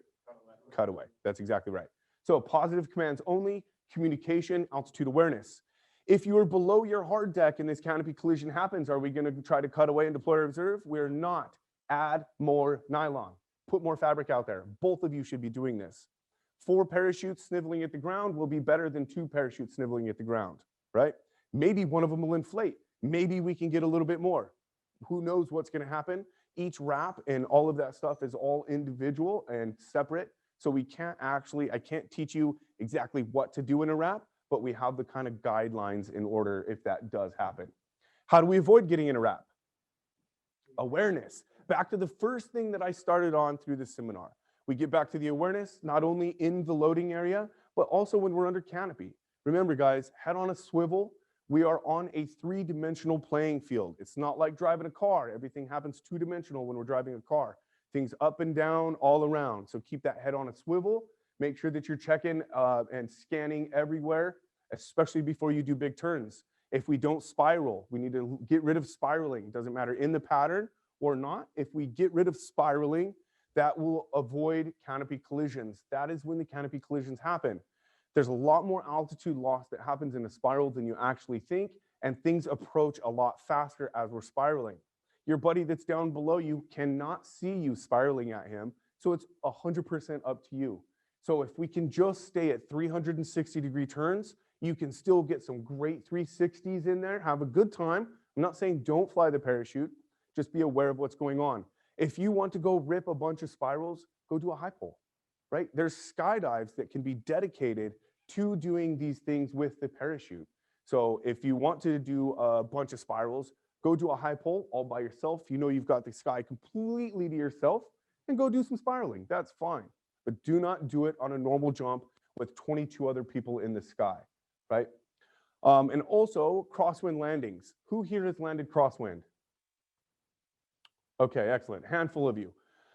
I challenge you guys to go do a little bit of a crosswind landing. Now, I'm not saying go do a 15-mile-an-hour crosswind or anything like that, but on a day that it's 5 miles an hour, 3 miles an hour, something like that, go do a hop and pop. Let everybody know that you plan on doing a crosswind landing and go try it out, right? Do it in a controlled environment. That way, if it ever happens to you while you're in the moment, you're comfortable with doing it. So try to control as you're training, keep the control going as you're training yourself to be better for when you get put into these sticky situations, i.e. below 2,000 feet, right? This is where all of the major decisions are being made. Could have been the best skydive of your life, but if you hit your friend, it quickly becomes the worst skydive of your life, right? So awareness, awareness, awareness, and that starts as we're putting our gear on in the loading area, all the way through the plane ride, free fall, canopy, and it doesn't even stop when you land. The awareness needs to stop once you drop your rig off and lay it down. The reality is that we can be walking in from the jump and get hit by another skydiver. I've done it. I have hit somebody. I hit somebody last year, right? It happens. I don't want to talk about how. No. But these things happen, right? So the awareness is all the way back into the hangar, right? Just because the skydive is ended for you guys doesn't mean that the skydive is ended for everybody else. So we're always scanning the skies, making sure that we're safe to get all the way back into the hangar. And that is when the awareness for skydiving should stop right there.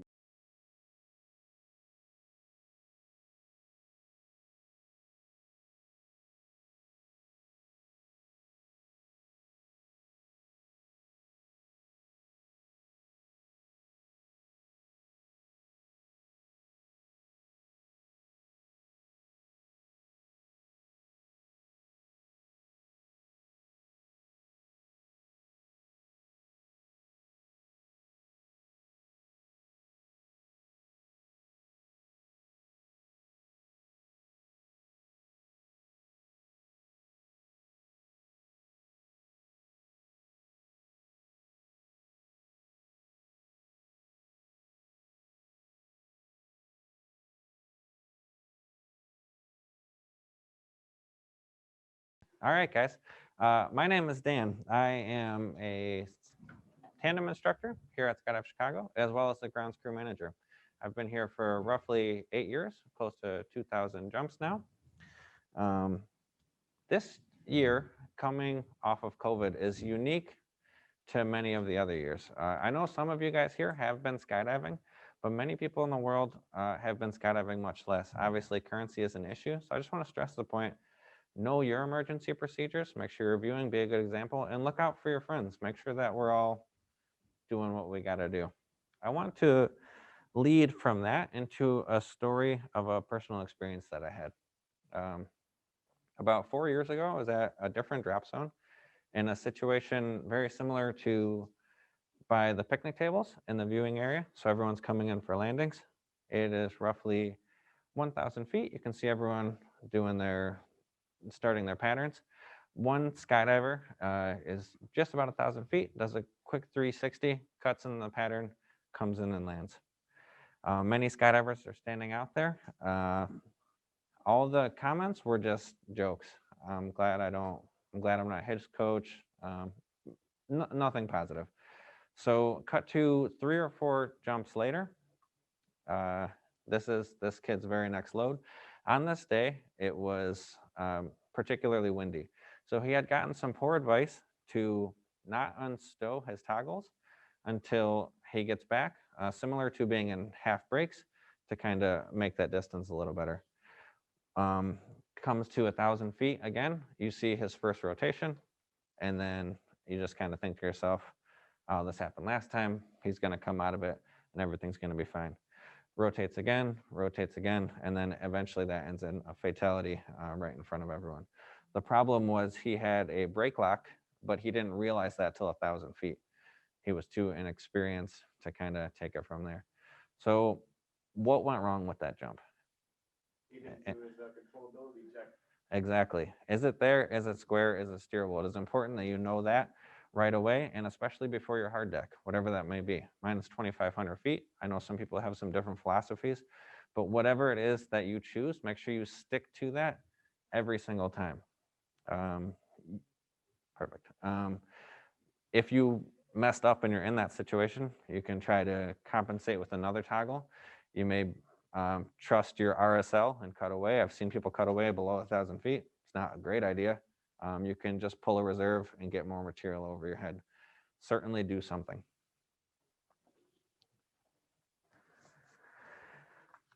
With that, the Ebbinghaus forgetting curve, how the info was learned and how frequently it was rehearsed play a role in how quickly these memories are lost. Information that does make it into the long-term memory is surprisingly stable. With that, recite your emergency procedures, write them down, teach someone else, and review. Every time you get on the plane, make sure you're going over your emergency procedures. Get in the hanging harness as often as possible. Make sure that you confidently know what's going on. I'd like to have a quick discussion and the method of doing your emergency procedures. You can cut away and pull your reserve. You can cut away and pull your reserve. Do we have any thoughts on either of these methods?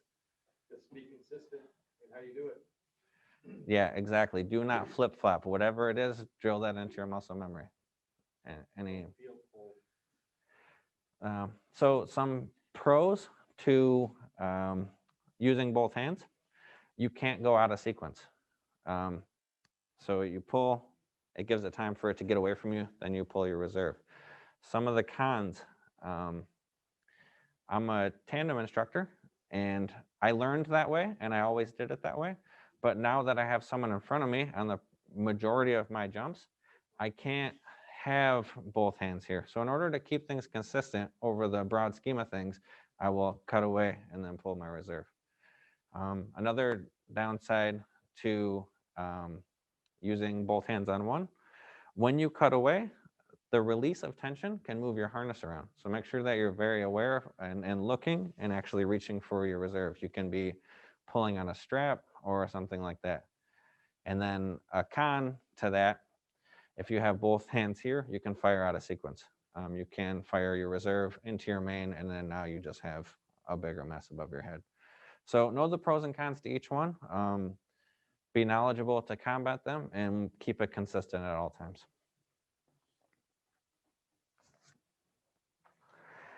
The importance of knowing your emergency procedures.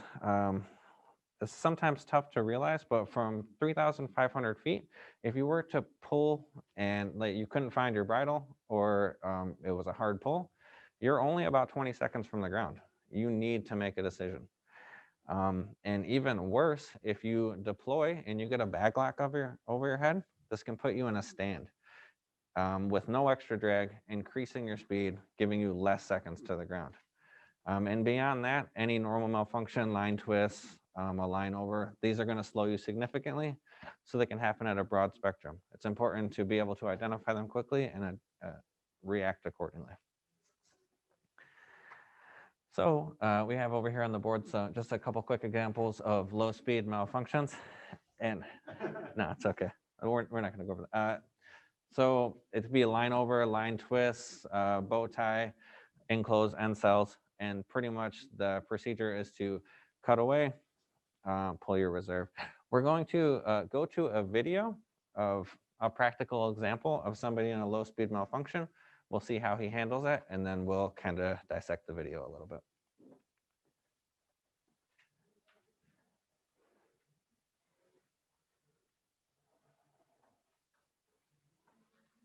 Oh no.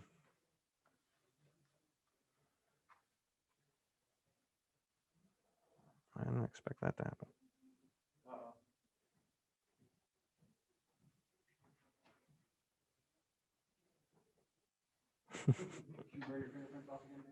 I don't know what happened. I had this on all day.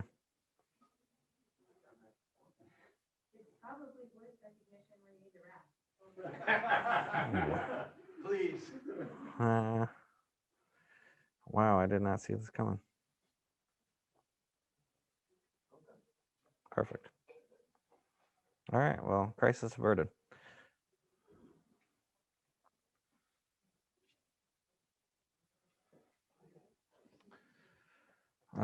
Yeah, I was doing some rounds on Facebook very recently. So on this particular jump, everything is going according to plan. He pulls his parachute at the correct altitude, at least somewhere in that vicinity. When his parachute opens, he gets a brake lock where he does this steerability. Is it there? Is it square? Goes to release his brakes. Only one releases. That's going to cause you to be in a turn constantly unless you do something about it.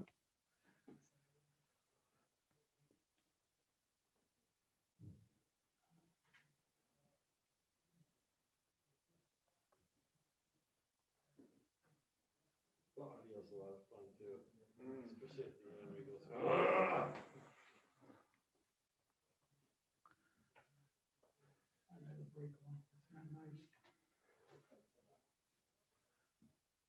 So some good things. You can see his altimeter come into frame quite a few times. He is aware of his altitude, but he doesn't do much about it. So he finds that he can compensate for the turn with his other one, or with his other toggle, and attempts to bring this all the way to the ground. This video goes on for quite some time, so I'm going to go ahead and pause that. When he gets to 500 feet, he makes his decision to cut away. It turns out fine, and he does land, but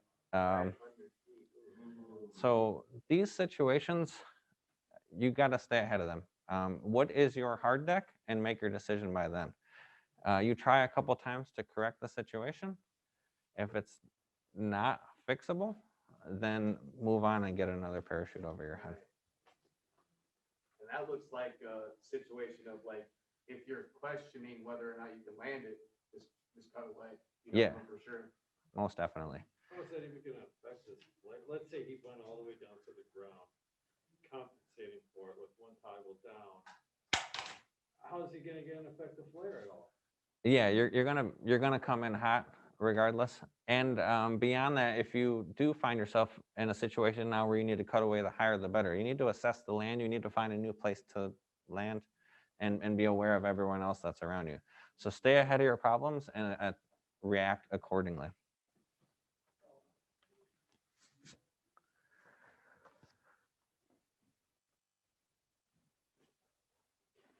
So that was a quick gist of low-speed malfunctions. High-speed malfunctions, there's not really typically good videos of them. Once again, those are happening between 10 and 20 seconds, and they're pretty much just getting their reserves out and handling the situation. Those can consist of hard pull, where you can't get your pilot chute out. Some just maybe let go, calm down for a second, and try to reach back. Don't spend too much time, it's happening quick, but you may not even be grabbing it. You can also try to use leverage off your body to get it out. Or otherwise, a high-speed malfunction can be deploying. You end up in a bag lock, maybe you stowed too tight, or there was some sort of tension knot and it won't release. Or otherwise, pilot chute in tow, or a pin lock. You go to deploy, your pin's locked, your pilot chute's behind you, but you're still in free fall speeds. So recognize your emergency procedure and react accordingly.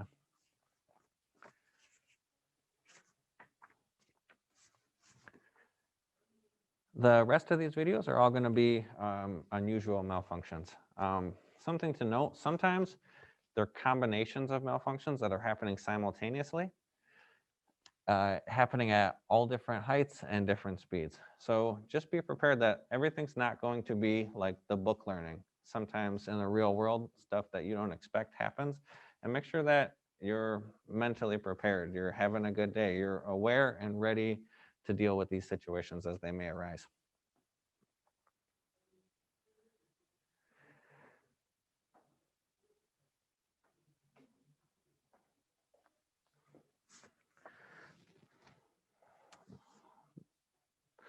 This video, I believe, is a bellyway. They go out, they have a quick premature opening, and it wraps around another skydiver's foot.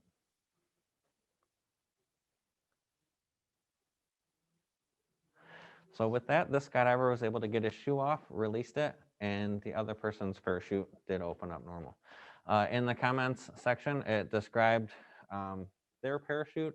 The person who had the premature opening had aggressive line burns on their parachute. And in this situation, they did fly it down. They did the right thing. So do a controllability check even more aggressively than normal to make sure that your canopy is going to withstand. And when you're confident that it is flying correctly, be very docile making your way to the ground. This is another situation where things can be avoided ahead of time. So how could we have avoided this situation? Any thoughts? Doing pin checks perfectly. Being aware of the condition of your closing loop, and then being mindful of where you're sitting. Don't scrape across the side of the plane. When you are exiting, make sure you exit towards the center of the aircraft rather than scraping your rig across the doorway. And just as well, this is a good case scenario of this to happen. Everything was fine, right? Nobody got hurt. If you are doing a free fall or free flying in an unorthodox position, whether you're head down or you're doing a steep angle, these can be fatal types of fatalities or emergencies. You're not supposed to open a parachute at 200 miles an hour, and especially in some of the positions that people are flying. So be aware of what's going on with your gear.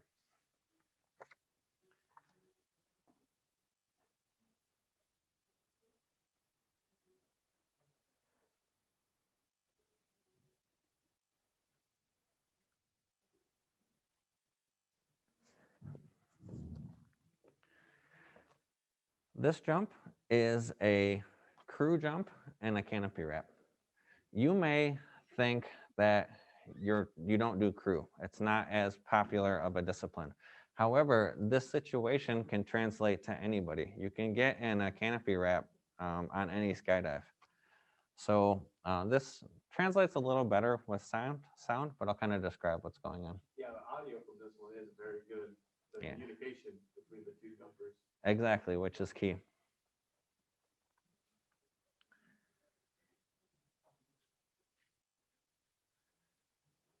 So these guys wrap up. The video is from the low guy, obviously, so you can hear him very clearly. All the time he's communicating with him, making sure he's okay. They're trying to work out the emergency.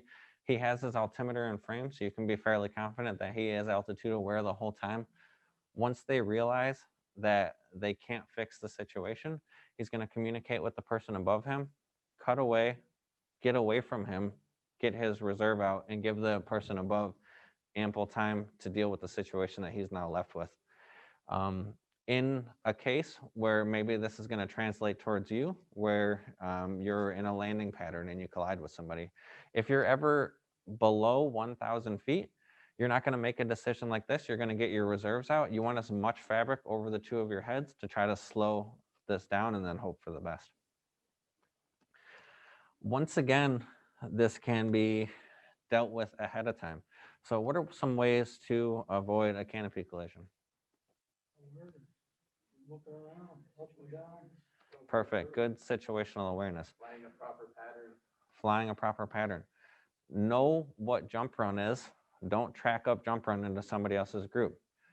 Give the person ahead of you proper exit separation so you're never really near someone. And once again, all this pretty much comes to situational awareness. If you are going to collide, you can kick your feet. Make sure that we're all communicating with each other. And if you are close to each other, both parties turn right, unless you can veer off left very easily. But right is right, get out of each other's way.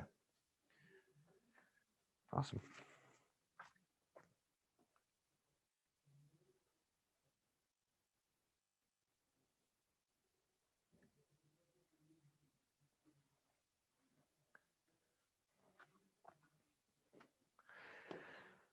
This skydive is a wingsuiter practicing on a new wingsuit.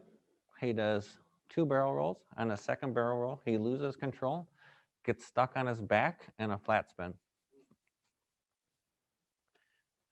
He recognizes the situation that he's in, pulls his parachute, and then it ends up in a bow tie where the bridle wraps around the center of your canopy. For this situation, it's notable. Remember your golden rules of skydiving. Pull at the correct altitude, pull while stable. This situation is not going to get any better. He needs to do something about it. So he gets a parachute above him. Now everything has settled. He has a wingsuit. It's a little bit more complicated. So he unzips, gives himself a little bit of freedom, and then proceeds to move forward with his emergency procedures, which for this case are to cut away, pull your reserve. He now has plenty of altitude to assess where he's at and find a safe place to land.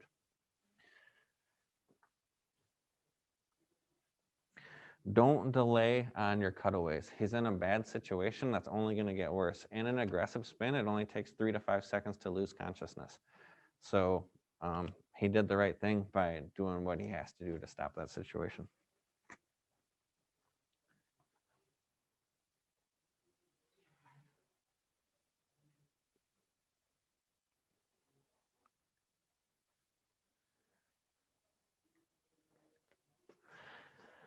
For this here, no safety day would be complete without a video of a 2-out situation. So let's kind of watch what he does and we can kind of break down the pros and cons of the way he handled this.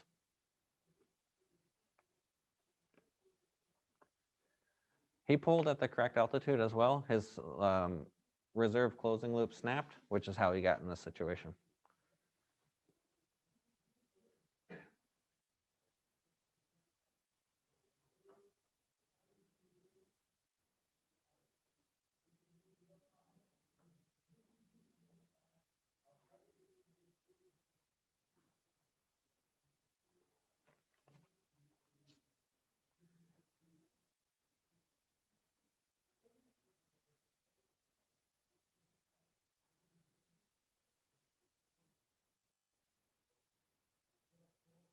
All right, it doesn't go too much forward from this, but had anybody make any observations about the way he handled that?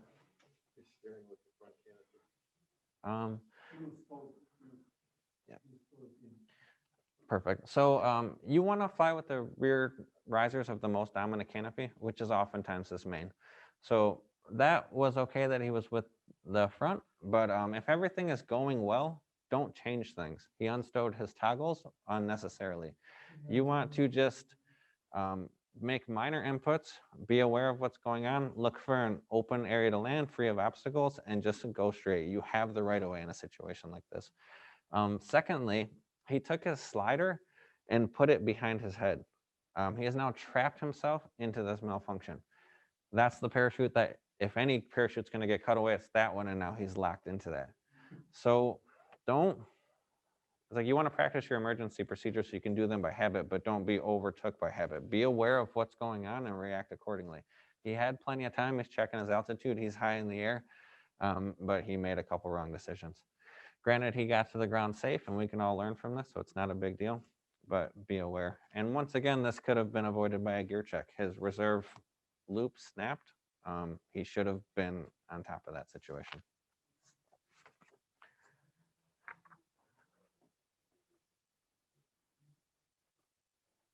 I have one more video to share with you guys. The last golden rule of skydiving is never give up. This is a very unusual situation, and thankfully he got out of this okay. He went to deploy his main parachute. He had a hard pull, he couldn't get it out. So his next course of action was to pull his reserve. When he deploys his reserve, the hard link on his riser breaks, and that frees up some room in the bag. He was then able to get his main out.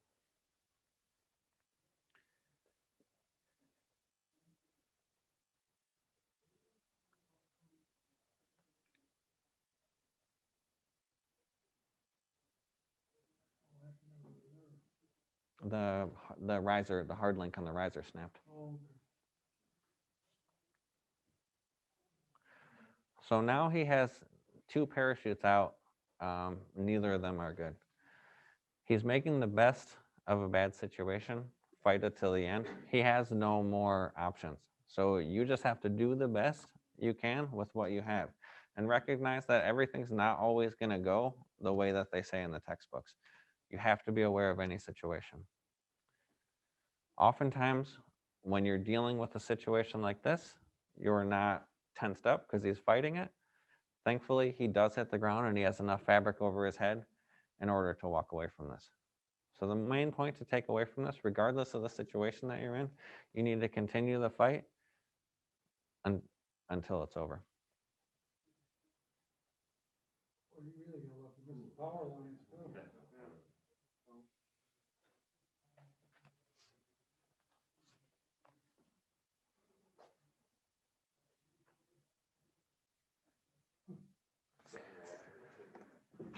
Yeah, it is. All right, guys, with that, I just want to let you know, at the end of the day, the harnesses are going to be open. Anthony's offering beer chips to anybody who comes down and practices their emergency procedures. I'll be here and the other instructors as well. So if you want to get inside there, I'd be happy to review anything with you.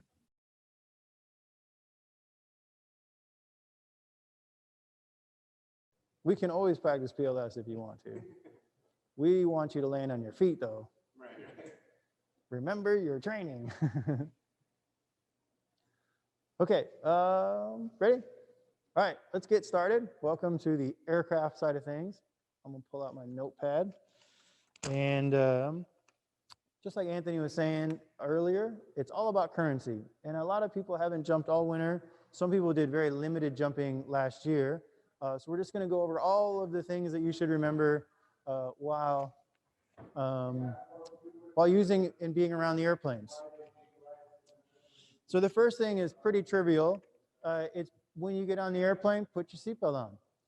What a lot of people don't know is that your chest strap isn't in a load-bearing strap. So if you put your chest strap or your seatbelt through your chest strap, it's actually to your disadvantage. You want to make sure you go through a main part of your harness that's load rated. Does that make sense? Right? Especially if you have one of those little skinny chest straps, you know, don't use that. So when we get on the airplane ready to jump. Accidents or emergencies don't tap you on the shoulder and say, hey, the engine's about to blow up. Are you ready to jump? Right? That's never going to happen. So always be ready to jump when you're on the airplane. That means your leg straps are stowed, your chest straps stowed, your suit zipped up or semi-zipped up. And I have a thing that I never want to die in a way that'll embarrass my mother, right? I mean, I hope you guys feel the same way, but I don't want her to just be disappointed in my decision-making and her to be embarrassed, right? So I have elected, amongst a whole bunch of other things, but this is that I put my helmet on when I get in the airplane. Prior to getting on the airplane, I keep it on the entire time just because I don't want to have to deal with it. And it's also cumbersome that if you take it off, like, what do you do with it? You know what I mean? You just hold it in your hand, or do you sit it in your lap?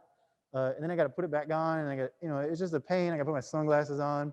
So I just keep it on the entire flight. And especially when we're team training, I'll have it on for 6 hours of the day. It's really not that bad. So again, when you get on the airplane, be ready to jump. Rigs on, of course, helmets on. So I'm ready to go in an emergency if there is one. When we get to the boarding area, we want to make sure we have comms with everybody to know who's in what group and what the exit order is, right? We've all been to the loading area enough times where we're, you know, talking about the latest TikTok video, and, you know, we're not really paying attention to anything. Airplane pulls up, we don't know the load order, and all of a sudden we're scrambling, and we kind of get in the airplane next to the people that we're jumping with, right? So as a jumper, I always try to like build my arsenal of information, and it starts on the ground. I want to know what's on the airplane, right? So is it wingsuiters? Is it tandems? Is it AFFs, AFPs? Is it, you know, is it a big way? Is it a bunch of teams? Like, what's on the airplane? Because it's going to be knowledge for the separation and the exits, but it's also going to prep me for what's going to be my traffic under canopy, right? We all know if it's a bunch of wingsuiters, they're not going to land on the airport, so I don't have to worry about them. If it's a bunch of tandems, I know that I don't really have to pay attention to that too much. But if it's a bunch of people that have jumped to maybe some higher performance canopies, I know I need to pay attention to that, right? So again, getting to the loading area, having good comms with everybody. What are you doing? What are you doing? You know, a lot of times it's like the high school dance, and you're like, hey man, go talk to her. No man, come on, go talk to her. You know, we're all skydivers. You know, we all want to know the same information, but somebody just has to break the ice and be like, hey man, what are you guys doing? Two-way, one-way, flip belly, you know, what's the situation entail? So let's talk about the Twin Otter for a second. When we board the airplane, we still use the back of the airplane, the hole we call it. Most people think that the hole is used for the first group of people getting out. In fact, the better load organization is for the second group that's getting out of the airplane to be sitting back there. Because when the load is full and you're the first group and you're sitting in the back, there's really no way to get out and get ready and get out of the door because there's just no room, right? If you're the second group out, that first wave of people go, and then you can kind of shuffle in and get an exit. There's one exception though. If there's a 20-way or a large group getting out first, you don't want to be in the tail of the airplane. Why? Don't all say it at once. Because you're going to load the tail up, and there's going to be that center of gravity, which we'll talk about here in a second. So again, if it's a big way, stay out of the tail, and on most loads, you can get in the back of the airplane as the second group. The door stays closed to 2,000 feet on most loads that have tandems. If there's no tandems, we can open the door at 1,000 feet. So if there's tandems, door stays shut 2,000 feet, you can open it. On 1,000 feet, no tandems, pop that door open, get you some air, and you know, blow off your sweaty hands. We still have the COVID barriers, or those little dividers up in the airplanes, just to give a little separation for the pilots, and it hinders communication just a little bit. So we've installed PA systems in the caravans to get the communication back to you guys. There's also a little sliding door in those that you can get the communication back up to the pilot. And it's important to think that communication needs to be a two-way street when it needs to be delivered to the pilot. Because normally the pilot can be like, hey, I'm having an issue, get out of the airplane. But when we're flying the airplane, we're paying attention to outside, our engine instruments, and what's going on here. You know, if the wing is on fire and you see that, As a pilot, I'd want to know that, right? And then we can start making some stuff happen to get you guys out. I'd probably jump with you. And so again, communication is a two-way street. Don't always think it's going to go backwards. It sometimes needs to go forward as well. Open container. Guys getting sick, you know, whatever the case may be, make sure you get that up to us. The otters that are coming back up have whiteboards in them because, again, it's kind of hard to get the communication forward with the barriers in them. You can write what you want on it and pull it up to the plexiglass. In an absolute emergency, the plexiglass is just Velcroed in there. You can pull it down in the Twin Otters. And again, it's got that slider in the Caravan, and there's no divider in the Skyvan because we just don't have one. Any questions on that? No? All right. So let's dwell on emergencies for a second. It's, you know, the pilot has said, get out of the airplane. What are we going to do as jumpers? Okay, what should we do first? Yeah, look. Okay, that's a good one. What else should we do? Okay, let's say we look. Yep, let's say we look and we're 8 miles away from the airport. What does that mean? Good, that's a good reason. Okay. What else should we do that's kind of even more important than all those? Altitude, exactly, right? What parachute am I going to use right now? If it's 2,000 feet and the pilot says, get out, what parachute are you guys going to use? Reserve, great. What if it's 2,600 feet?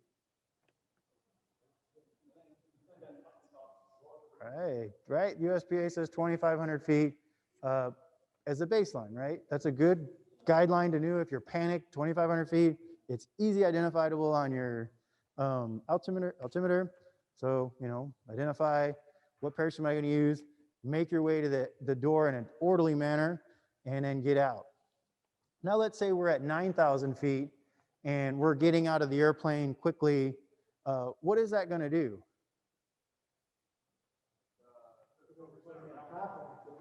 Yeah, we're kind of keeping calm, and people are doing it very organized. You know, one person, and everybody's doing hop and pops. What is that going to lead to? Exactly. What could we do if we see the person in front of us jump and pull right away? Yeah, free fall, right? We're at 9,000 feet. You know, be like, sorry about your luck, you know, and just go away and free fall. So again, staying vigilant under canopy in emergencies, because it sucks to survive the airplane emergency and then rap with somebody because, you know, we're trying to YouTube the airplane as it's going down. Great. Comes both ways. All right, so let's say this piece of paper is the drop zone, and we are on a high ground speed day. What does that mean? Longer or less exit separation time? A high speed, we're a fast ground speed. Longer or shorter exit separation? Shorter, exactly, right? So group A gets out here, group B gets out here, C and D. If I'm group A, what am I worried about? Right, but why? Yep, so B is worried about C, C is worried about B and D, right? So we're all kind of worried about each other. But what is important about maybe A and B? Like, what should they do when they open? Exactly. You're going to check the parachute, of course, right? You're going to go through your flow. But 99% of the time, after you open, what do? You go to the airport, right? You're going to go to the airport. But if I get out and I'm that first group, I'm group A, group B is getting out right there, and I open, my parachute's good, and I start going back to the airport, what am I doing? You're flying right up jump run, right? So what we want to do is we want to open, check our parachute, it's good, and then I'm going to turn 45 degrees from the jump run line, and that way I'm going to identify group B getting out and opening, and then I can parallel group B, and then I can start making my way back to the airport. Does that make sense, everybody? Yeah. It happens a lot, especially when we're team training, because we usually always get out first, and we got these little zippy parachutes, so when we open, we're there instantly. And a lot of times we're opening pretty close to those people. So I just get in a habit now. Once I open, I always identify the next group, and then I can kind of maneuver back into it. That really kind of goes back to the first point of knowing what's on the airplane. If I'm getting out and there's a bunch of wingsuiters behind me, I ain't got nothing to worry about because they're nowhere close to the airport. But if it's a bunch of small little groups, then I need to pay attention to that kind of stuff. So knowledge is power, right? Build your arsenal. And it's not just because we tell you, you should want to know that information. Okay, so let's talk about the caravan, because we're going to be jumping the caravan tomorrow when the warm weather finally gets here. The caravan, the tail is an absolute hazard on these airplanes, right? It's there, it's taking people out, people have hit it, so we need to make sure that we don't hit it, right? The airplane in a climb configuration looks kind of like this. The airplane in a jump run configuration looks like this.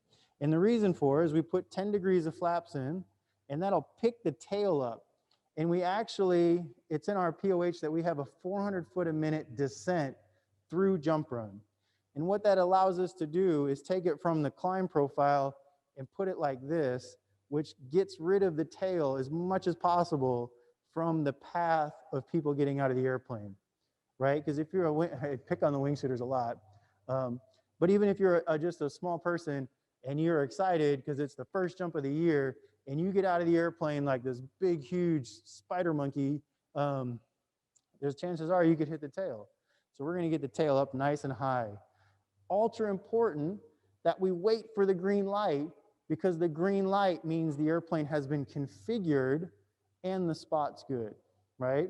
Always look down to make sure the spot's good, but the green light for pilots means that the airplane is configured for people to get out.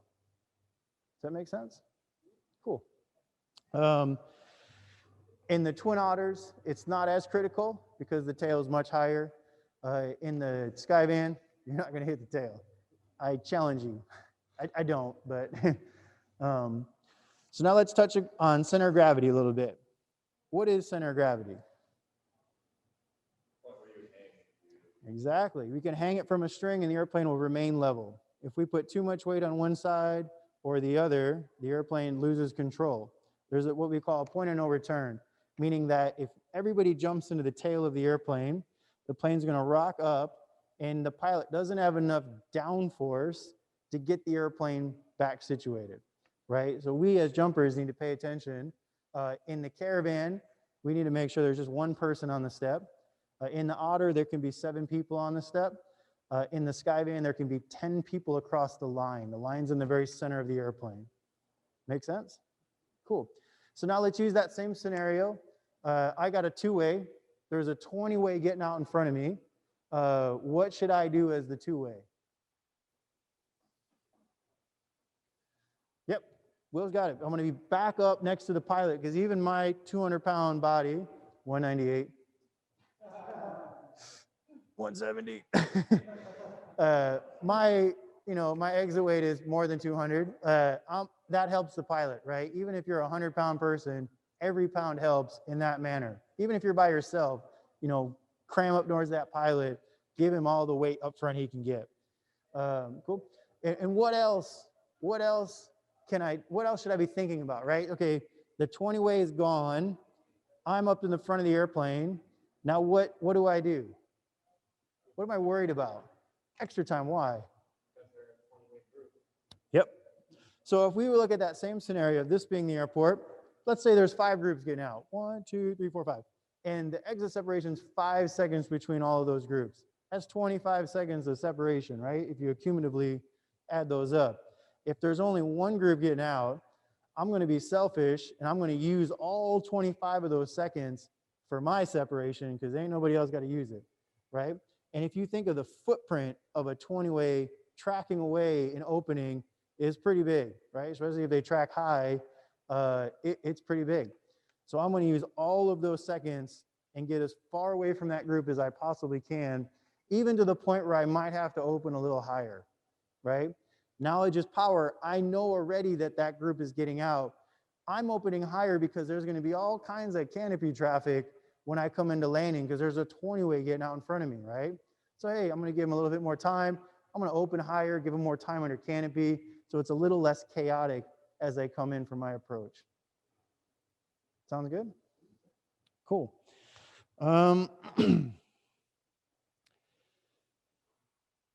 So I want to talk a little bit about, I got a couple more things, but I only got 10 minutes. She gave me the signal.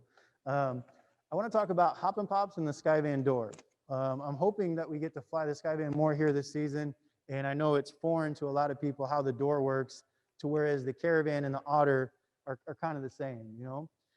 If you're new to opening the door in the Caravan and the Otter, it's best with 2 people. And you want to make sure that you get it all the way up, not just to the bar, but past the bar.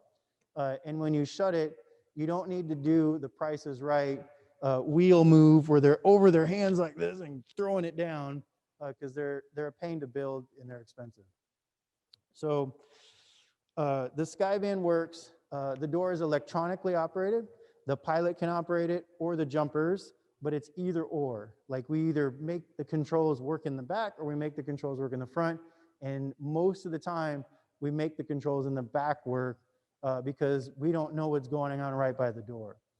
So the door is a large piece with a small little piece on the very end of it. That small little piece can flip or closed and flip open.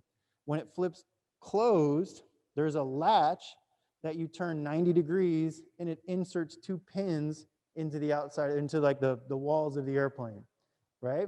And then the door is essentially closed. To open it, it's just the reverse. We unlatch it, we pick it up and set it on top of the big door. It's hinged. And then we reach up and we press the switch that says open. And as the door opens, our smile gets bigger and bigger and bigger. I'm smiling, I know you can't see it, but. And then the door's up. To get it down, this is reverse, latch down, it shuts, I close it, and then I latch it. So now we have to think about it. What if an emergency happens and the door doesn't work? So it all starts with the same way. We still have to unlatch the bottom, flip it on top, and then if you're standing in the very middle part of the door is pretty wide, and you reach up to the ceiling, there's a big red ring right there with an arrow to it. You can pull that ring and it'll disengage a clutch. And that door, if you're in flight, from the pressure of the wind, will pop up to about your waist. So if you need to get out in a timely manner, you could easily crawl your way out of that door pretty quick. If you wanted to help everybody else out, you could pick the door the rest of the way and latch it, and there's 2 more pinholes at the very top. I'm thinking if you're disengaging the clutch, things are pretty bad, and you can easily just scoot yourself out of the airplane. Yep. So does it only have 90 degrees of movement Yep. in one direction? Yep. There's even labels that say open and close that nobody looks at. Yep. So in the Skyvan, again, it's ultra important that you don't load the tail, right? 10 people across that line, because that plane is very sensitive to CG. So you can, ideally we just lift the door open and you get out. But if it needs to happen fast, and for whatever reason we lost power, you can disengage the clutch and bring it up. There's also 2 doors by the pilots, left and right, co-pilot and main side. There's also a door or a hatch right above the co-pilot, and they're all operational, they all work. And again, this is a lot of information that's kind of irrelevant for most of the time. So we're gonna make a video of this because a lot of people had questions about it. We'll post it on our channels, and that way you can have it digest a little bit more. The big thing is tomorrow, it's supposed to be pretty windy, right? The forecast is supposed to be warmer. With warm winds, when it's been 40 degrees, is oftentimes the start of a front, and that brings with it some pretty high winds. The forecast right now is 15 to 25 with potential higher wind gusts. So when you go to manifest tomorrow, make sure the winds are palatable for your experience level.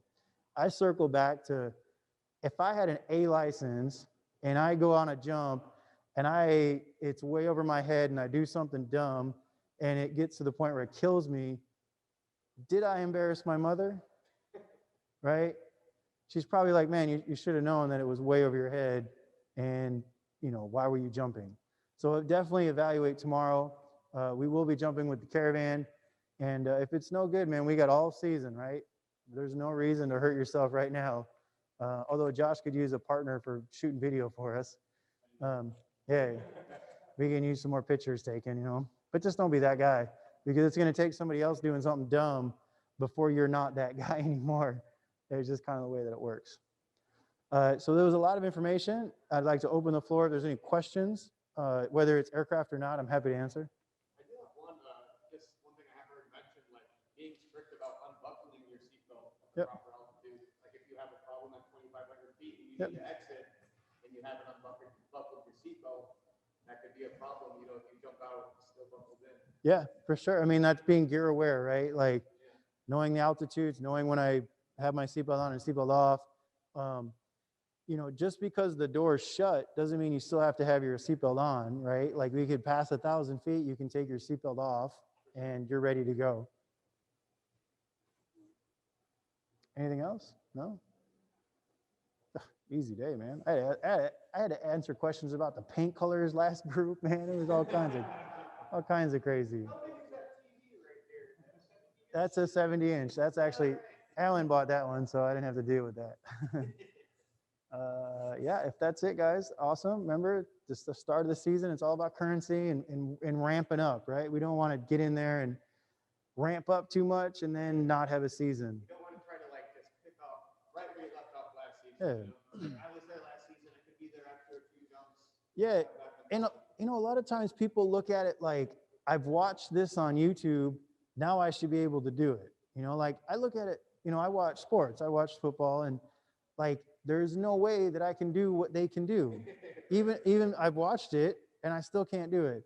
And I don't like people that watch, you know, YouTube videos and now they think they can do things without the proper instruction, coaching, and the time and energy to be able to perform at that level. 2 minutes, anybody else? Trivia? I like it. I bought that for the engines, and we used it all winter as a family runaround, and we like it.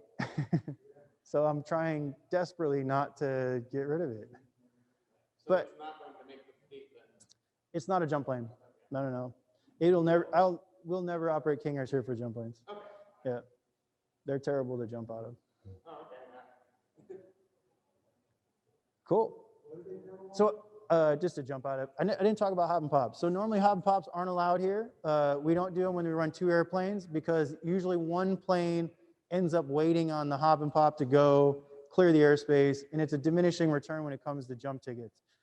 So Tracey has developed the Swoop Club on Fridays. If you want to come out here and do hop and pops and learn your canopy, Friday we're going to be flying them all day long.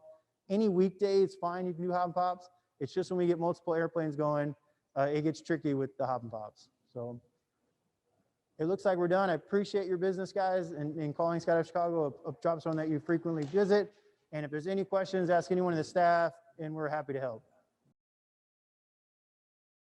M.A.R.D stands for Main Assisted Reserve Deployment. So what's happening is that there is a lanyard that's connected to the main or the RSL that actually pulls the reserve out for us. So what it's doing, or what its main purpose is, to actually kill the pilot chute and use the malfunctioned main parachute to deploy the reserve parachute, right? So I'm just going to demonstrate how it works here. So what we're going to do when the cutaway happens, we do the cutaway, and after the deployment here, we get this all deployed. So we've deployed, malfunction has happened. This all comes out, and then as the risers release, that side does not have the RSL on it, but this side, however, is the side with the RSL. So what's going to happen is that this RSL is going to rip up the top to this section right here. Now we can see that the RSL is connected directly to the pin itself. So it's going to pull the pin as the malfunction is going away. I'm gonna try to hold this, but I am actually popping the reserve. So the spring is gonna go that way. So this is gonna pull the spring and pull the pin for us. and it's going to release. Now, what should happen on a normal reserve deployment is that the pilot chute will inflate and then start to take the bridle off, which will in turn pull the free bag out. But as the main is continuing to pull away, we can see there's this red line here that goes into the actual system itself right here and attaches to this. This is where we get the sky hook from. It is an S shape. It's attached right at the bridle. The pilot chute itself peels off to the side. It doesn't actually inflate because our malfunction is what is now acting as the pilot chute to pull the entire free bag out and the reserve itself. Once all this comes out, I'm not going to actually pull it all the way apart, but it's called a free bag because this bag is actually not connected to the reserve itself. So all of this goes away, and then this connection right here stays with the malfunctioning main parachute.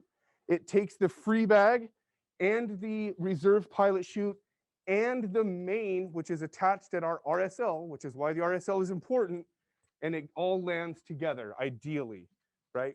So that is a main assisted reserve deployment, and this thing happens instantly, which is why we have all the manufacturers have started going to these M.A.R.D systems.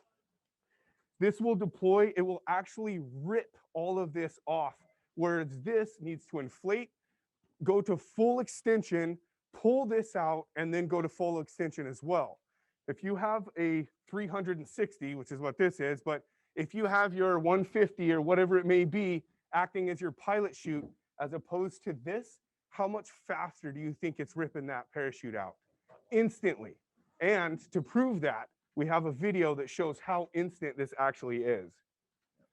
Before we show the video, does anybody have questions that I'm going to answer in the group? If not, you can find me individually. Normal deployment of reserves, what, 500 feet? 500 to 700 feet. From where you cut away to where your reserve deploys is about that far, and it'll show right here. You'll be able to see them. It's instant. It literally, as the malfunction pulls away, the parachute opens. You do not lose much altitude. And like I said, this right here will show you exactly how fast that happens. When they were doing the testing of this, they had actually base jumpers cutting away like 300 feet or so. And it was actually deploying so fast, they had time to instill their toggles and flare. So, I mean, don't recommend that. Don't recommend that. But when there's video, they were doing testing, they actually began doing that. Yeah. Correct. That's how they were testing it, yeah. Yeah. Don't even, yeah, but it's quick. Yes. It's essentially, it's instant. As soon as you hit line stretch, that's as far as you're going to fall. You do not fall any further than that. Your reserve is coming open right now. And you returned to the tour and you had an opportunity if you wanted to do an intentional cutaway, and the system was brand new, I just do that. I don't ever remember losing tension in the harness. right, It's never a free fall.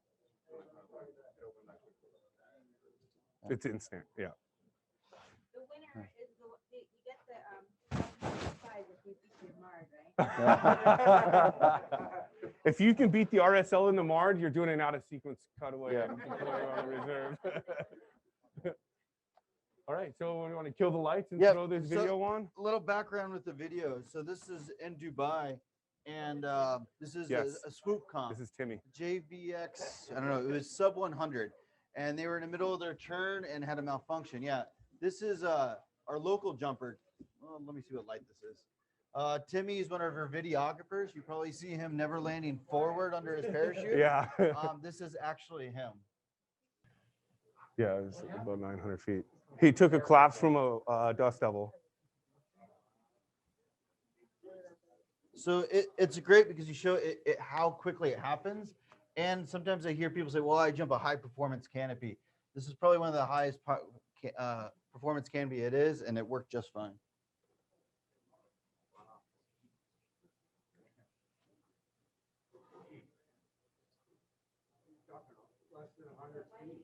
Yeah. Less than 100 feet for the reserve deployment. So with that being said, Everybody get a M.A.R.D. M.A.R.Ds and RSLs and AADs save lives, guys. The technology is there. There's no reason to not use it. Oh, yeah. Absolutely. Always pull your handles. Yeah, so never rely on your RSL or your M.A.R.D. You always pull your handles because it is still a mechanical device that can fail, right? It's not fail-proof. Pull both handles. Both handles. Every single malfunction, you should always pull both handles. All right, guys. So the next on the list, what you've all been waiting for, we're going to go over some raffles and give away some really cool prizes. Question.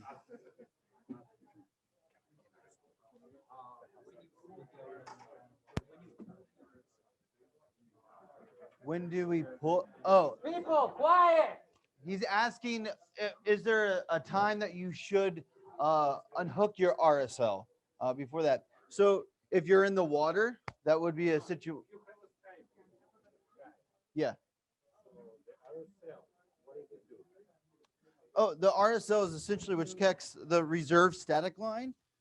Oh, you didn't demonstrate.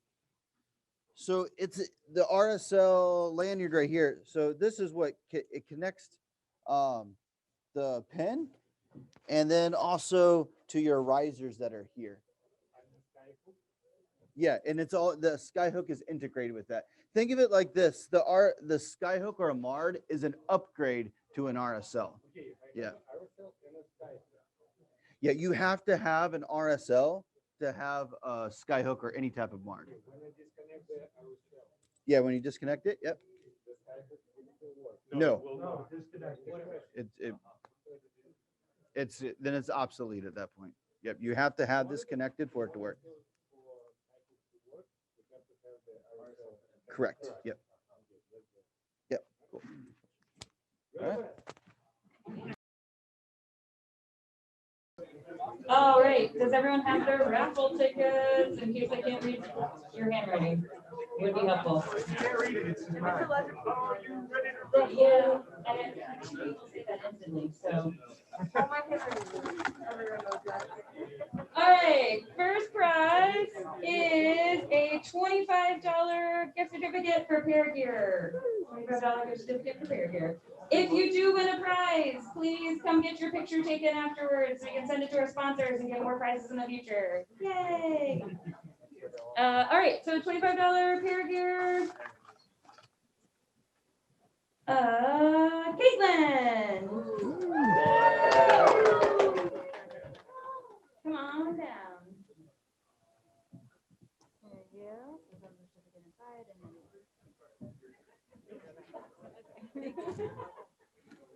All right. Next, we have 30% off the base cost of a Mirage container. So Mirage System, 30% off base price. Not that one. That one. It starts with an N and the last name starts with a D. Nick Daly. Nick Daly. Nick Daly. Yeah. Yeah. Awesome. I don't know if it's me, but I'll There take you it. go. It's you. I can recognize. Yeah, close. All right. We've got two of these. So from SSK in Cyprus, we have a 4 or 8 year maintenance or $150 off of Cyprus 2. So Could have used that. did you pull out a raffle ticket? I didn't know. Jason. Yeah. Woo, Jason. Come on. Wins every year. All right, and we have one more. So same thing from SSK, Cyprus, for 8 year maintenance or $150 off a Cyprus 2.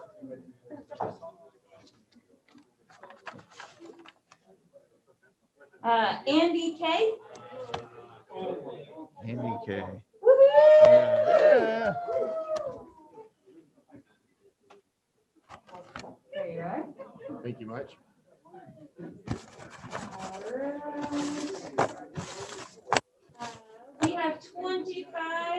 50% off from Altitude, 25% off retail of one altimeter Galaxy. Robert, summary.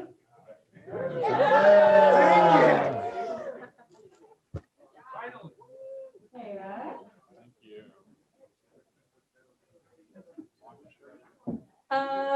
We have 25% off any Bev suit. So if anyone's looking for a new jumpsuit. Will Davis. Jumpsuit for you.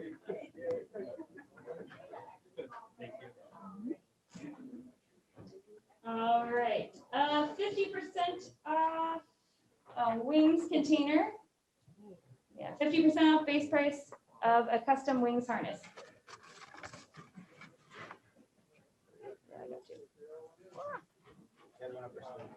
Adam J.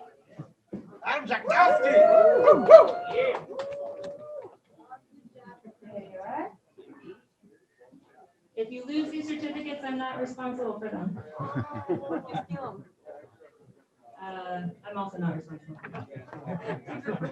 All right, we have another 50% off base price for a wings harness, wings container.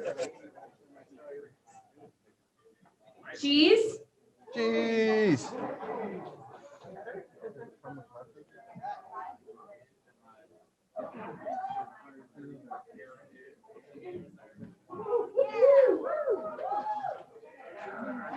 Thank you, thank you. Yeah. Does that mean I get inherited? All right. Free repack from Rock Sky Market. Free reserve repack from Rock Sky Market.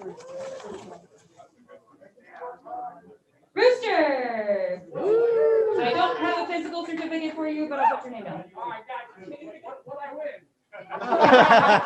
You won a free reserve repack from Rock Sky Market. He's gonna use it tomorrow. Hope he doesn't.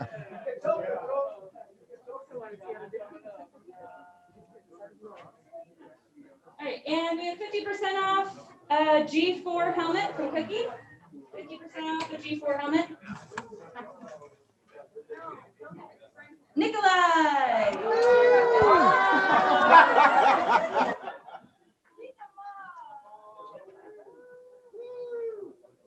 There you go. All right, and the last one is a free G3 helmet. So it's a 100% discount on a G3 helmet. Kevin N.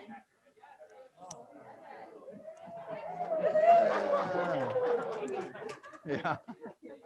You can put cameras on them now. Yeah. There you go. All right, guys. Thanks everybody for coming out. Please stay, hang out, enjoy. Yep. Make sure you put your name down if you need to do a recurrency jump. Yeah. Oh. If you need a recurrency jump, make sure you fill out this clipboard over here. If you are going to take advantage of the free currency jumps tomorrow, please meet in the lobby at 9 a.m. Even if the weather is bad, we're going to start going over emergency procedures and other stuff. All right. So 9 a.m. tomorrow in the lobby. Will that still apply on Sunday if we can't jump tomorrow? Yes, it applies all weekend. So 9 a.m. tomorrow. What's that? Oh, and if you got a certificate, please come up here now so we can get your pictures real fast. So if you want something, come up here, we'll grab your picture.